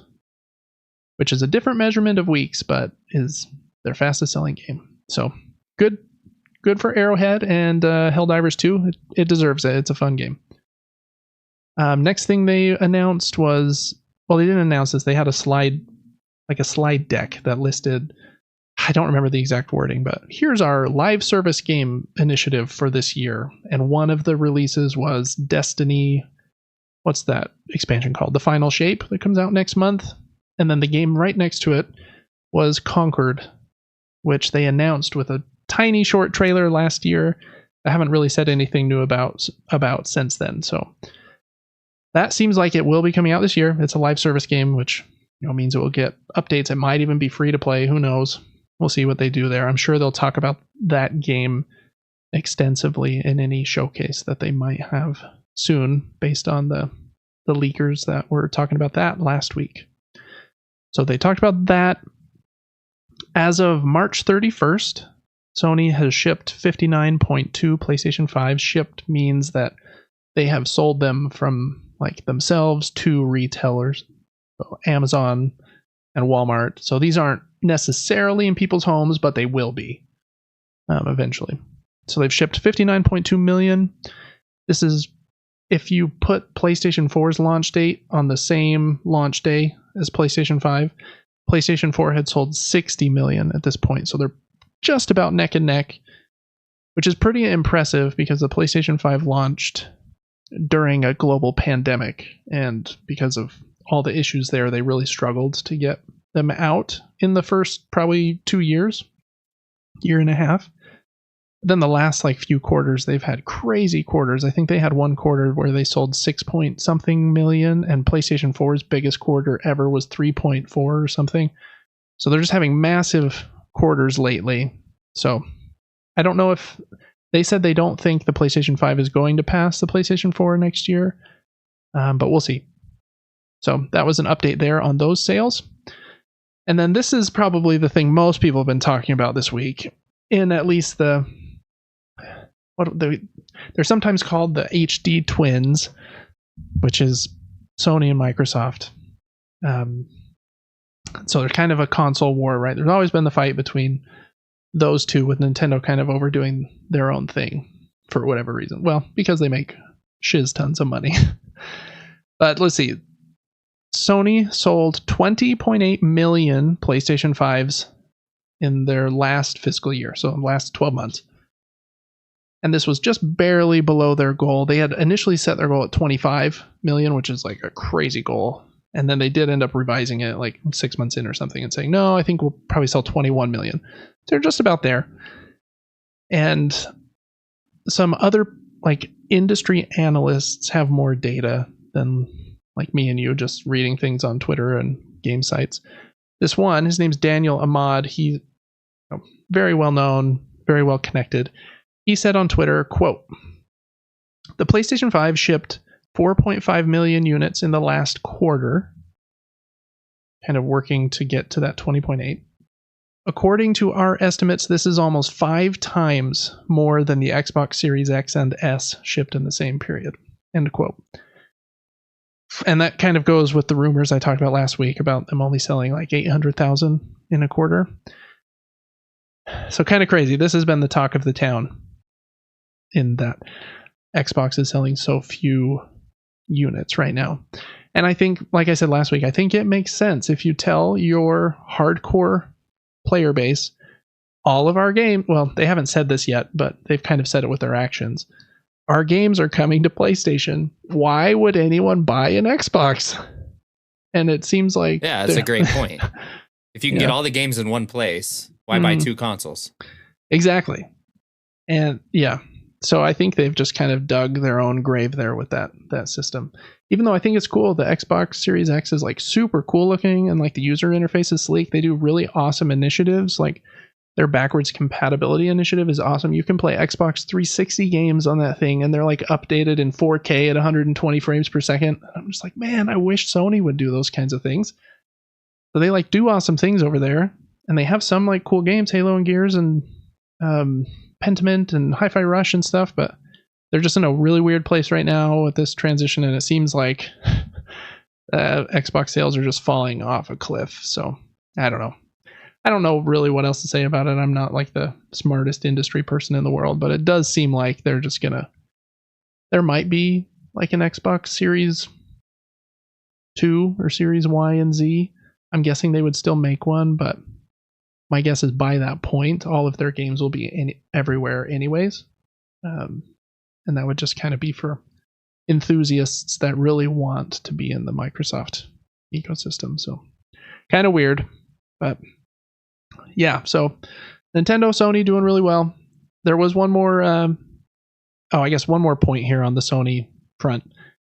They did say that they're like changing their focus just slightly from focusing too much on the number of software units sold, games sold, and they want to focus more on playtime per user and I think the amount of revenue extracted per player, and on richer experiences and first party games and more PlayStation 5 users. So a little bit of shift of focus. This kind of just comes with like the Fortnite world where people don't buy Fortnite. So software sales on Fortnite are 0. But Fortnite makes more money than basically anything because you can buy Kratos in there for $20 or whatever. So they definitely want a piece of that pie, and it's just kind of the shifting nature of the industry. I hope they don't change too much because they're story-based first-party games are kind of really important to their ecosystem. Whew. Anything you want to say about Nintendo or Sony's financial calls, Devin? Did you do all the analyses, make the graphs and charts, and share the... You were probably on the phone with Steve Ballmer and Satya Nadella talking about the Microsoft stuff. Oh, yeah, I was on the phone with Daniel Ahmed and Herman Holtz. Yeah. No, I have no idea. I don't know money stuff. No, I don't know a lot about this finance stuff either. But anyways, one more earnings call, just because it has an interesting bit of news that came out of it. Square Enix had theirs. They make a lot of very, well-known and famous, been around for a long time, but Japanese games. Final Fantasy is them. They have a lot more games. I think they did Forspoken a couple years ago. Didn't do great, but they do a lot of stuff over there. Their financial call was not so great. They said that Final Fantasy 16, which I thought was awesome. I still haven't finished it, but I probably played 30 games. Super cool. And Final Fantasy 7 Rebirth both underperformed their expectations. We know that they sold pretty well. Like they sold millions and millions of units, but they said they underperformed their expectations. And they did release Foam Stars like in February, like the day before or after Helldivers 2 came out, so nobody cared at all. Ooh, that's rough. Yeah, that's really rough. So I think they've had those two big games underperforming, Foam Stars doing nothing. And so I think they are worried a little bit about money in that way, obviously. So they said they're restructuring, and so they're going to have some layoffs in America and Europe. And I think that's actually already started. Some people have been posting on Twitter that they've been laid off. So our hearts go out to them. Sorry for the layoffs. That's never an easy time. And then this next part was the thing that was most interesting and that most people were talking about in the industry. They said that because of their renewed focus to, try and make more money because these bigger games underperformed, they're going to stop publishing exclusive games and put their games on as many platforms as possible. And I think the key word they used was aggressively. And one of the kind of initiatives they've had for a long time is they have a very close partnership with PlayStation. So Final Fantasy 16, Final Fantasy 7 Remake, and Final Fantasy 7 Rebirth are only on PlayStation. So it's kind of interesting. They have this special partnership with PlayStation. Sony probably paid them a lot of money to say, keep this game only on our platform. Don't put it anywhere else. I think Final Fantasy 16 is having a PC release soon, but Sony puts their own games on PC. They don't really see it as a competitor. But it seems like Square Enix is going to change. I'm guessing any other new games from them are not going to just be PlayStation games. So maybe good news for gamers on other platforms, even though it sounds like the Xbox platform is not going to be around much longer. I don't know, kind of a big mess. But anyways, that was a big talking point this week. They're going to aggressively push their games to as many platforms as possible. All right, those were the earnings calls. That was the boring financial stuff. The next one, I wanted to talk about Xbox for a minute in a positive light. They had a few things this week that I thought were cool. They're being pretty quiet right now because they have their showcase next month that they've already announced. I think it's like I don't remember, the 8th of June or something. So they'll probably have a lot of cool stuff to show then, Indiana Jones and whatever else.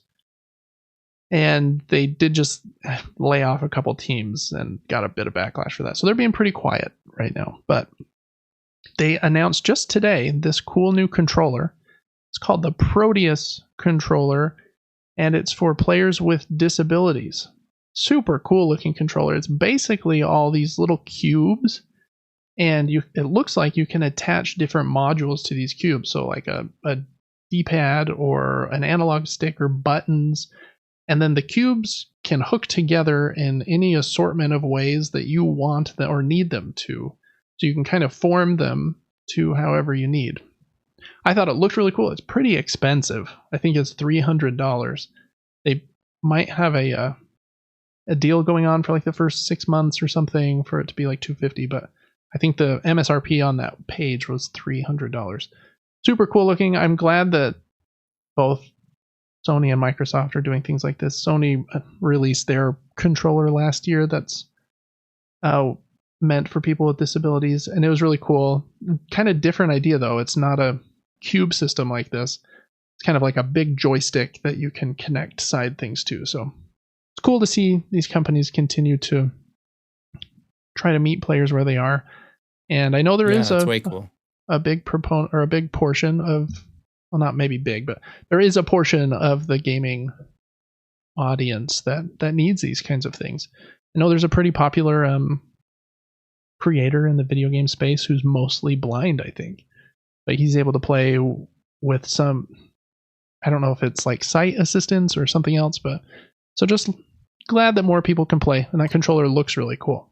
I would love to try one. Next up for Xbox, Starfield just got a big update. I'm guessing Devin will play Starfield someday in the future. It's basically Fallout most likely in space. I don't know. The update is supposedly their biggest one since launch, and I think the two biggest features that I saw people talking about were 60 frames per second on Xbox Series X, and I think you can change the camera view in the conversations that you have with people and kind of customize that. The list was enormous of features, but those were the two I saw most talked about. So new update for Starfield if you wanted to get back into that game. Next one, they are closing the Xbox 360 storefront, but they're having a bunch of sales before they close it. So I'm going to read this quote. They said, quote, "To celebrate the legacy of the Xbox 360, we're working with our amazing publishing partners to bring you as many price reductions from our online store or from the Xbox 360 store on the console.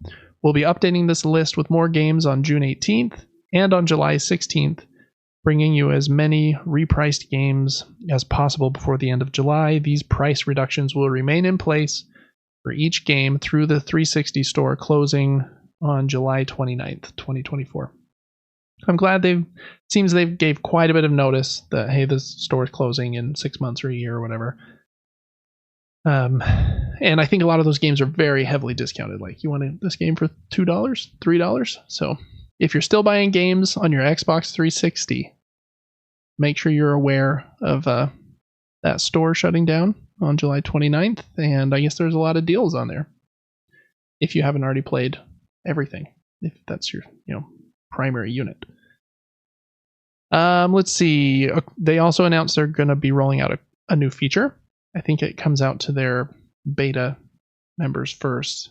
I think they have some fancy term for their beta members, but it will let you download game updates in advance. So if like Sea of Thieves has a big update coming out next week, you can download that in advance. Then you can just play on launch. So that's kind of cool. And the last one I thought was just kind of silly. They made a Guess Who game for Game Pass games. So Guess Who was that board game where I have like these 20 guys in front of me and you have these 20 guys in front of you, and we're trying to guess like which one you've selected, and we like push them down if you were wrong or something. They made a cool physical version of it, but they're not actually selling a board game. It's just a digital thing, and you can, like, out of a big list of games that are on Game Pass, you can send like a clue or a question to someone else and they try to guess what you've been playing. So just a kind of silly thing over there. All right, last up in video game news, we've got a few updates on movies and TV shows from the industry. First up, home box office, also known as HBO, but I don't know if they want us to call them that anymore. Max has confirmed that The Last of Us Season 2 will be coming to Max in 2025. I think that the first season came out pretty early was it last year in 2023? Maybe like February. So I really hope that they can hit like early 2025. That would be sweet. They also released a couple screenshots. I guess in a movie they're not called screenshots. A couple images from production. So they got Joel standing in that very important spot in the dance hall, and Ellie holding a shotgun, if you want to see those couple pictures. So very much looking forward to that. I think that is, like I said earlier, one of the best stories ever told in video games. It is harrowing and violent and like hard to even watch at times, but if you got the stomach for it, it's incredible. And the HBO show does, like, they match the level of quality that they needed to for that. So excited for that one. The next two, maybe a little less excited for, but they're here too. Mortal Kombat 2 is coming to theaters on October 24th. Devin, did you watch Mortal Kombat? Bro? I did. Yeah, it was ridiculous. You did? Was it? I think I watched it twice actually. Oh dang! But I don't judge movies too harshly. If it'll keep me entertained and it keeps my eyes on the screen instead of my cell phone, then I consider the movie to be decent. Mm-hmm. And since it's based off of a game and I wanted to see the characters and go, oh, I know that guy from that game, it kept my attention. So it was worth a watch to me. Okay. Yeah, I totally get that. Sometimes I'm down as well for a movie that's just silly fun. So anyways, if you like Mortal Kombat, look out for that. October 24th. And they mentioned it coming to IMAX. So you can see all the blood and guts on a huge screen. Amazon has also announced a new show after the success of Fallout, which I think they said was their second most watched show of all time, which I think is just behind Rings of Power. But the new show that they announced is a Tomb Raider show. So it'll be coming at some unknown time in the future to Prime. There is an actress. Bring back Angelina Jolie. I really liked the most recent one with, I can't remember her name. Oh, I also did. That girl was very, very cute. She is. She's pretty. You can't say that you're married. Now we can, it's no big deal. But yeah, I thought the movie was pretty solid. I was hoping they'd make a sequel, but it never really got there, which is a bummer. But Amazon has this other show. It's called Fleabag. I've never seen it, but it's been really popular for them, I believe. And the main actress on that show, I think, also wrote the show or produced it or something. And she is going to be writing and producing this Tomb Raider show. She was the same actress was also in The Last Indiana Jones, The Dial of Destiny, whatever. But if you want more Tomb Raider, you're going to get a show in probably 2 or 3 years. So there you go. All right. Last up, we got some board game news. We kind of covered the 4 board game announcements earlier. New things. So there's not much here in this segment, but we got a couple things. Last week, Devin, we talked about that game that had the NFT cards. And yes. Mm-hmm. Yeah. And Kickstarter said, not on our platform. You take that game off. And they said, no, we're not gonna. And then they did.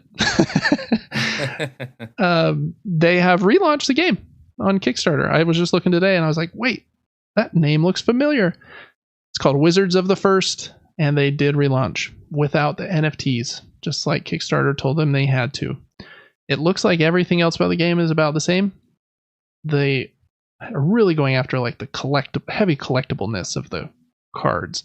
They show 5 or 6 different rarity levels of each card, I believe, that you can get, and then 5 or 6 different finishes of the card. It can be borderless or foil or all these things, and they still have that $8,000 pledge. It just seems very overpriced. If you want a starter deck, I think they're $30 each, and I don't know. Seems pricey.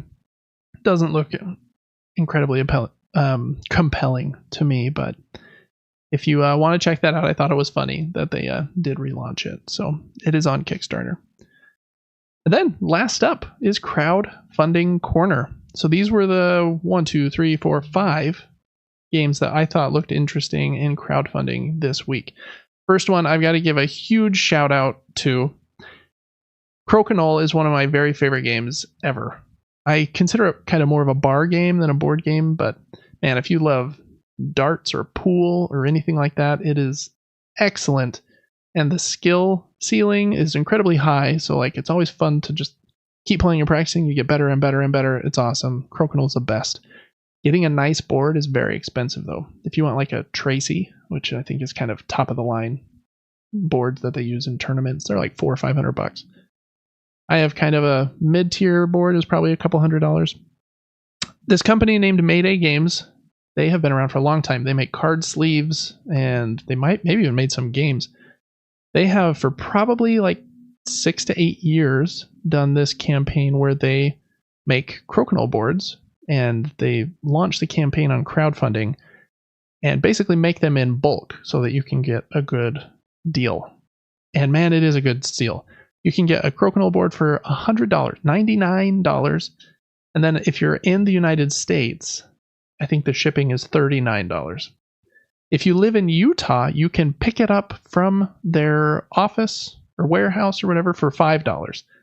So in theory, if you lived in Utah, you can get a board, and I think they come with discs, $104, maybe tax, but they also sell cases for the boards and some other add-ons and stuff, but that is a screaming deal for a really solid board. If you bought a $99 Crokinole board on Amazon, first off, it would not be round. It would be octagon shaped or hexagon shaped, which is just the worst, and it would be very low quality. So I would highly recommend doing this. They've made thousands and thousands of boards. This is their 8th Kickstarter campaign for Crokinole boards. And I think on the page they say how many they've made. They've made tons. I think this campaign already has like 2,000 something backers. So they're going to be making like at least 2,000 more boards.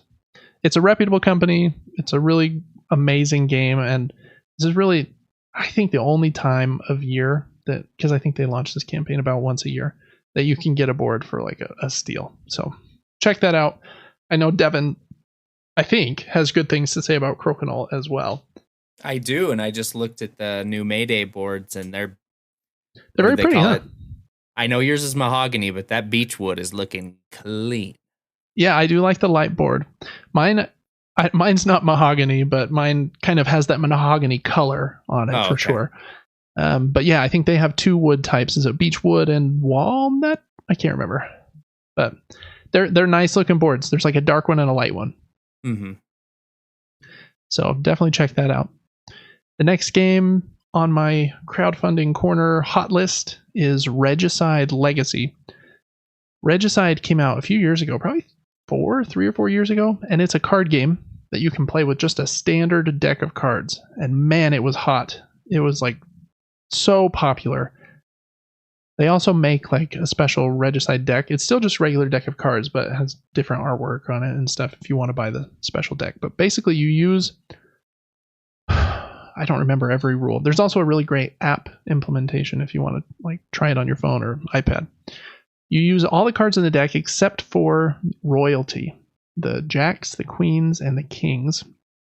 And you're trying to kill I think regicide. I think that is what that word means, to like kill the royalty.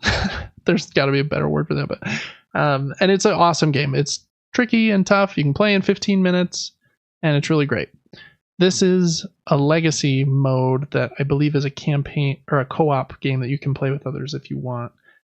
And so it comes in a much bigger box. And legacy games, how they generally work is you have different like segments of the campaign that you play. And if you win that segment, then you probably get rewarded with something. So you'll get to go back into the box and open some reward pack that has new stuff in it. And some legacy games get really crazy. Like, here's a new set of stickers. We need you to put this sticker on these cards. The next game you play will be different. Or rip up these 5 cards because they'll no longer be used. And things like that. So they kind of progress from the beginning to a different state at the end. And then the thing that I've never played a legacy game. I've always been turned off by like the idea of destroying components of my game. Ripping up cards is a pretty common one in games like that. Generally, if you want to replay a legacy game, you can play it forever in that end state with all the stickers and kind of the end game version.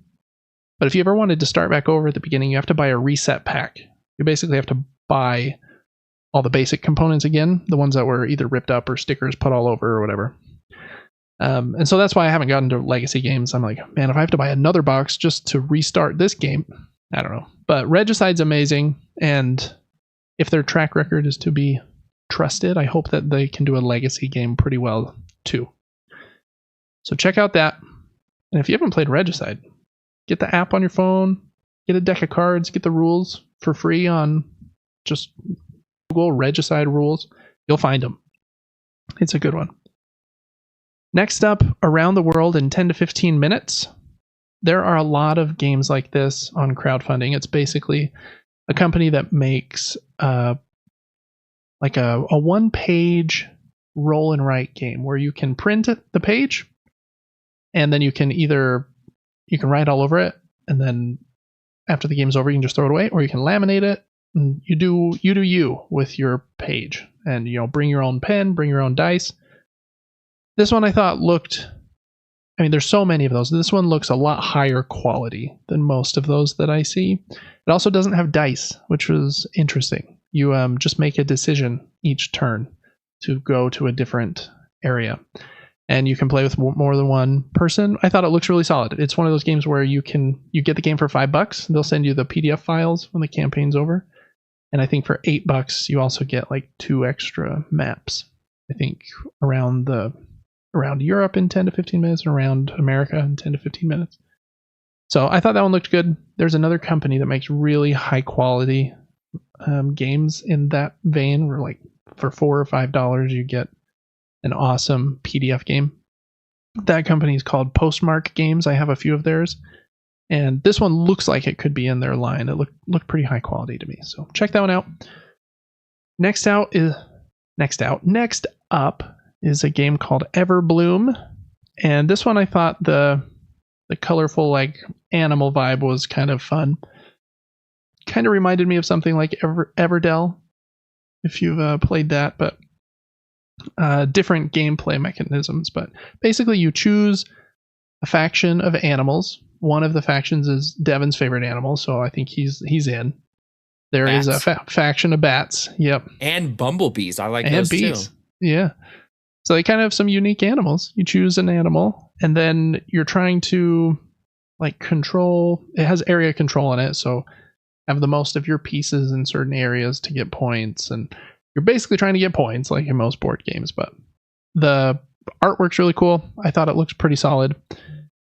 So check that one out too if you like, kind of medium to medium lightweight games that have cool art. And then last one, I've heard about this one for a long time. I think it looks cool, has a cool idea. It's always seemed a little too expensive to me, and it might be too light for me nowadays. But I mean, I like a good light game every now and then. But this one's called Canvas, big box, and I think it has like a big box, like the name says. I think it's a big empty box that if you have Canvas, you can then fill the big empty box with all the expansions and everything from Canvas. And then you can also buy the Canvas-based game and any expansions in the campaign. Canvas is cool in that you're trying to make the most beautiful painting, I think. And that painting will be different playing cards that are transparent, that go inside a transparent sleeve. And so after you layer like 6 or whatever, 4, some number of cards in there, one card will have like a human shape on it. One card will have the kind of the background. And so you get to mix and match those different things to make your own painting. So it's kind of a cool, unique idea. So if you like Canvas, or if you have everything for Canvas and want a giant box to put it all in, then there's that Kickstarter campaign for you. All right, those were that's 5 actually. I said 6, but I meant 5. Those are my 5 crowdfunding picks this week. And just a final little reminder to take a look at Ice Unlimited if you haven't. It's going to be done on GameFound next week, I believe. I talked about that one last week with the cool board where you dig down through the ice. But all right, that is board game and video game news. Devin, out of those 5 board games that I just showed you, which one looked most interesting to you? Was it the bats or was it Crokinole? I don't know.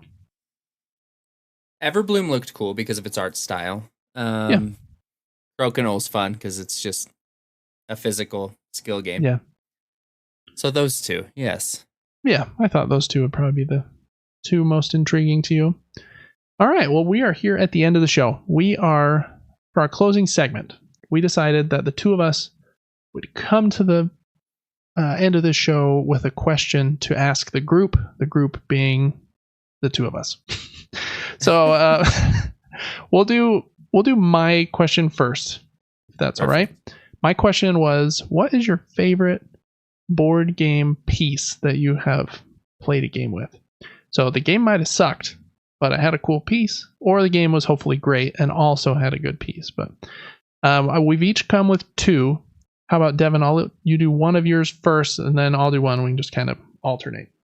I'm gonna be honest. I don't remember the game name. But it had something to do with bees and pollen. And there's a little piece. He's got the pieces to show you. I do. I'm gonna. Yep.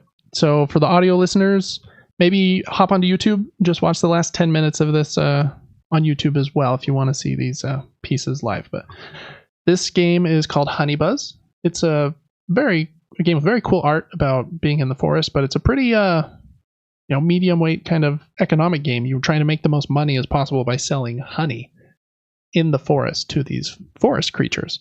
And the piece in this game that Devin loved when we played it, there's quite a few cool pieces in this game. A little hard to show on camera, but Oh, there we go. It's kind of coming through.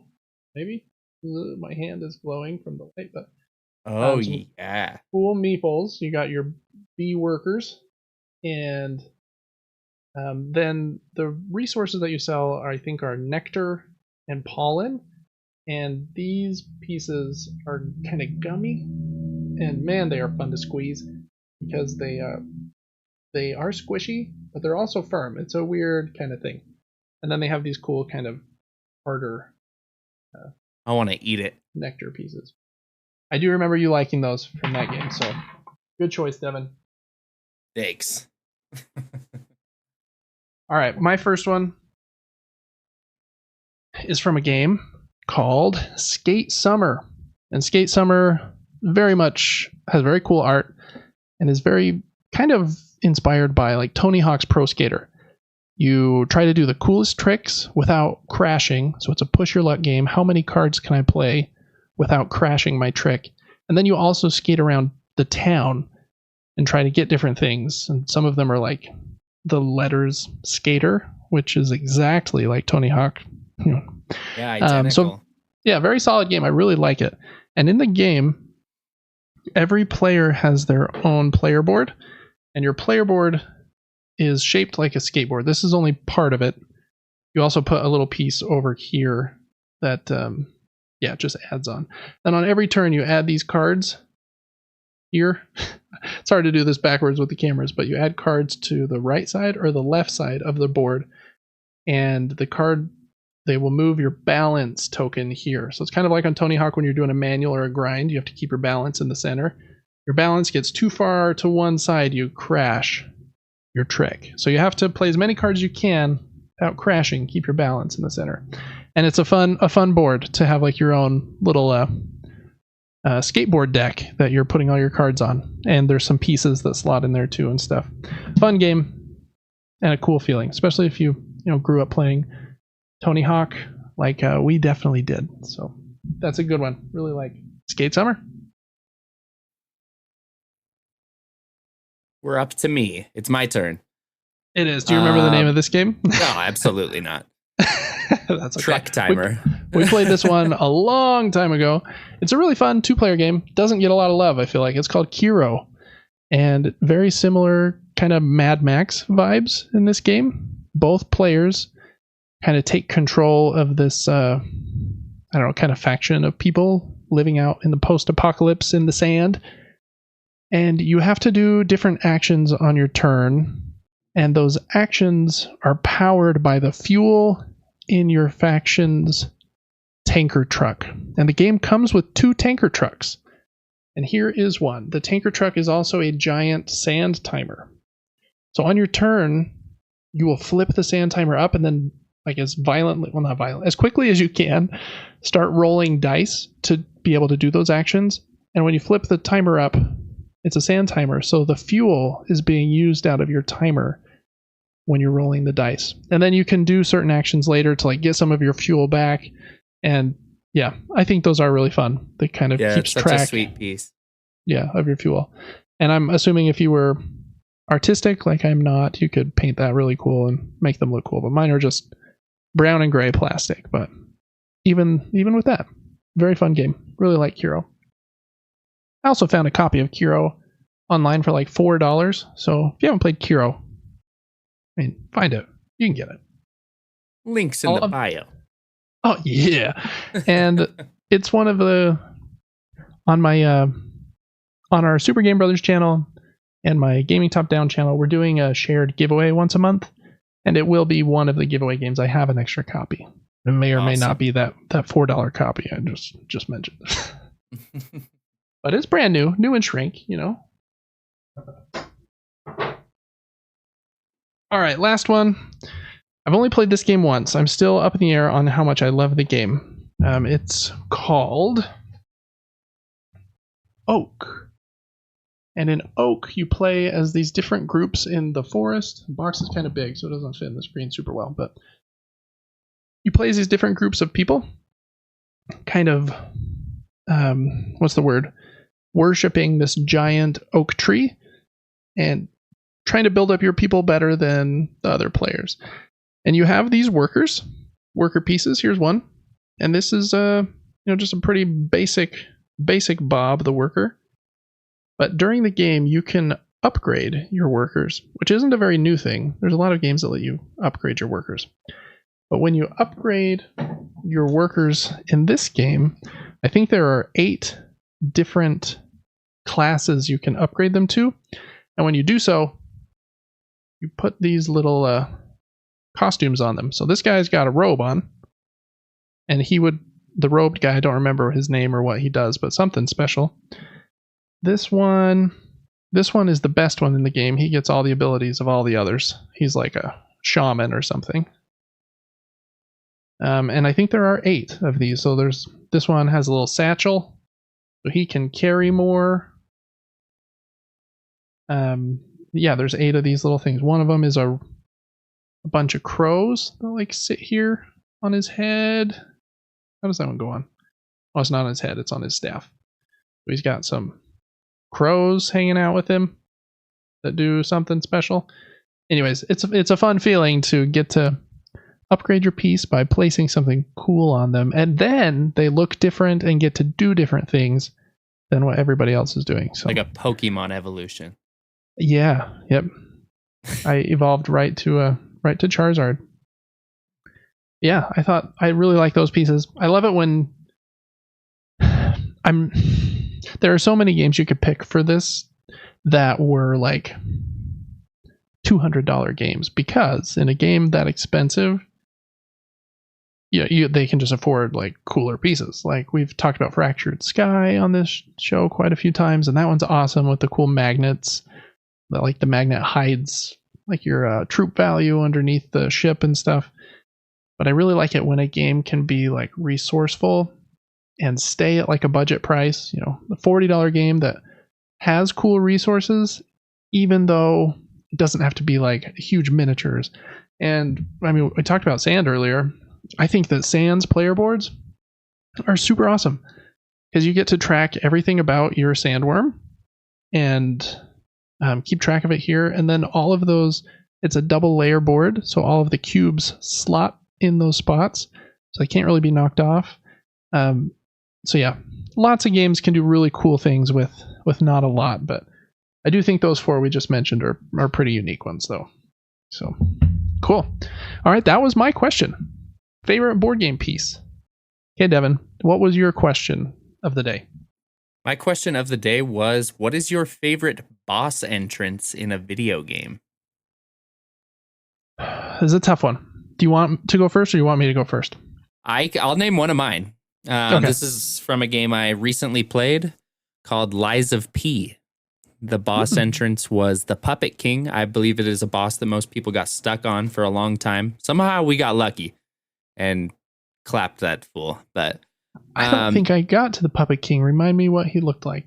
So you open these 2 massive doors. It's slow motion. You enter the stage. It's like a whole opera house with like a play stage. And these little puppets are like putting each other back together and bringing each other back to life. And it gives you like this whole scene of them. And you're like, okay, I'm going to have to fight these 2. No, you're not. Because all of a sudden a massive 30-foot tall puppet just falls right in front of your face. Lands right in front of you. And those 2 are just out of the picture now. So it throws you off, like it's super deceiving. And the giant puppet tries to actually pick you up. He lowers his hand to you, but your character has such an ego that he slaps the boss's hand. The boss is like, all right, flips his head around, and all of a sudden he's angry, and then you just go at it. I thought that was a cool boss fight. Okay. Oh, it sounds like a cool one. I must have missed that part in the stream, and I don't think I've gotten quite that far in Lies of P. Really awesome game, though. It is. Really like it. I also thought of Souls-like bosses a lot. I mean, they have some really awesome boss entrances. The ones that stuck the most in my head, I think, are from Sekiro, though. Man, some great boss entrances. Ooh, that is true. And it's really hard to pick. Like, even the first boss, the guy on the horse, I feel like that's a really cool like scene when he like pops up. I think that I'm trying not to say 2, but I'm probably gonna say 2. We gotta go with the gorilla, even though it's like a mid fight entrance. When you think the gorilla's dead, and then he comes back to life. Like, Oh, I don't know after if, I don't you know if that spent counts as 30 an minutes entrance. of hand sweating, and you're like, I 'Cause finally it's a beat hard him. fight. He said, not today. But I think, at least visually, as far as how cool the fight looked, I think my favorite fight in that game is with the dragon on that big open field where he's like shooting the lightning at you. And you're vaulting between like the sticks. Yeah. I never beat that boss. That's where I got stuck. Oh, really? I even beat that boss. Wow, that makes me feel good. I think if you tried it a few more times, you would. It wasn't an incredibly difficult one compared to some of the others, but what a cool looking fight though. You're just like zipping all over the place. The area is like a huge wide open space, and right before the fight starts, it like does this. A lot of their From Software's boss fights start like this, where they'll have some cool scene, and then it like ends with your character like in this shot with the enemy like behind him, and they stand still for like 5 seconds before the camera fades to black, and then you start the fight. And there's an awesome shot. I actually took a screenshot on my PlayStation and made it my like PlayStation profile like background for a while. Really cool moment where the dragon's like flying up behind your character, and the dragon also has this huge freaking sword that he's holding. Very cool fight. I thought that was the coolest looking one, at least in that game, in my opinion. Yeah, I like it. I don't know why. I really like it when a boss fight has like a huge open space. I don't know. It feels like that reminds me of that weird looking spider in Bloodborne. Yeah, what was his name? Roth? Rom? Nope. Rom, that was it. Is it Rom? Rom, the vacuous spider. Yeah, you can just run everywhere and the whole ground's like white water or something. That's another great one. Or don't you have to just like jump off that little cliff? Yeah. To get to the fight? Yeah, that's a great one. They know how to like get you into a great boss fight for sure. Yeah, speaking of great boss fights, my number 2 is from Software. In Elden Ring, there's a little area that's very windy. It's like a tornado. I don't remember what they call it, but it's like a separate section on the map. And you go there, and there's this area you like lay on the ground in like just a cement rectangle, and all of a sudden it just prompts a boss fight. And you go to this massive arena, and this 2-headed dragon called Dragon Lord Placid something. I don't know. He comes down, and he's just full of electricity and full of hate towards you. And that fight was one of the coolest boss fights I've ever had. Even if the entrance wasn't the coolest entrance ever, I had to mention it because it was such a cool boss fight. Like, it didn't look like a boss fight, but the game just threw you in one because you interacted with the ground. It was weird. Yeah. I didn't get quite far enough in that game to get to that boss fight, but I do remember watching you do that one. Super cool fight. I think in my playthrough I got to that windy like area where all the like debris is floating around, like you said, kind of in a tornado kind of vibe. I got there a couple times, but it just seemed like a bunch of dead ends, and there wasn't anything like super exciting there. And so I think that is kind of what escalates that boss fight. Is you think this is kind of a boring, dumb area, but then you try this like weird secret thing, and then bloop, you're like in this crazy boss fight. Yeah, that's a cool one. Yeah, I had a couple, and I don't know what one to do. I've got one more if you want to say 3. Okay, let's do 3. Okay, my second one is from a game we've talked about on the show a couple times, and I don't want to spoil too much, so I'll just say his name, or its name. There's an area in The Last of Us Part 2 when you know something is down in this creepy basement with you, but you don't know what it is, and you like keep hearing it, and there's other like little clickers and stuff, and then you think you're just about to get out of this like dark creepy area. It's like this maybe hour of the game where it kind of turns more horror than it usually is, and right when you think you're about to get out, the Rat King shows up, and that was a pretty cool entrance. I thought that fight's pretty tough actually, because he like splits into a couple of enemies, and but super disgusting boss. Like really the first time they went like super hardcore with like how gross can we make this infection seem. And that moment was scary and pretty memorable for me. I feel like I remember playing that as well. I think, if I'm thinking of the right place, but yes.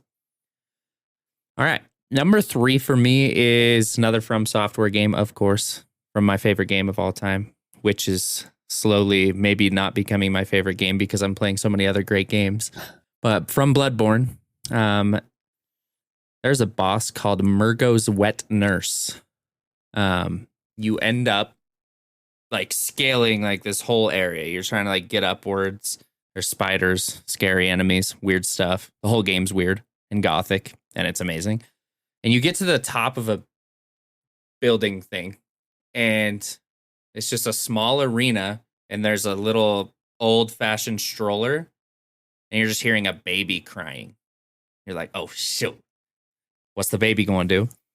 And then once again, just like the Puppet King boss, this massive cloaked crow with like 6 arms and way long swords lands over that baby like its protector.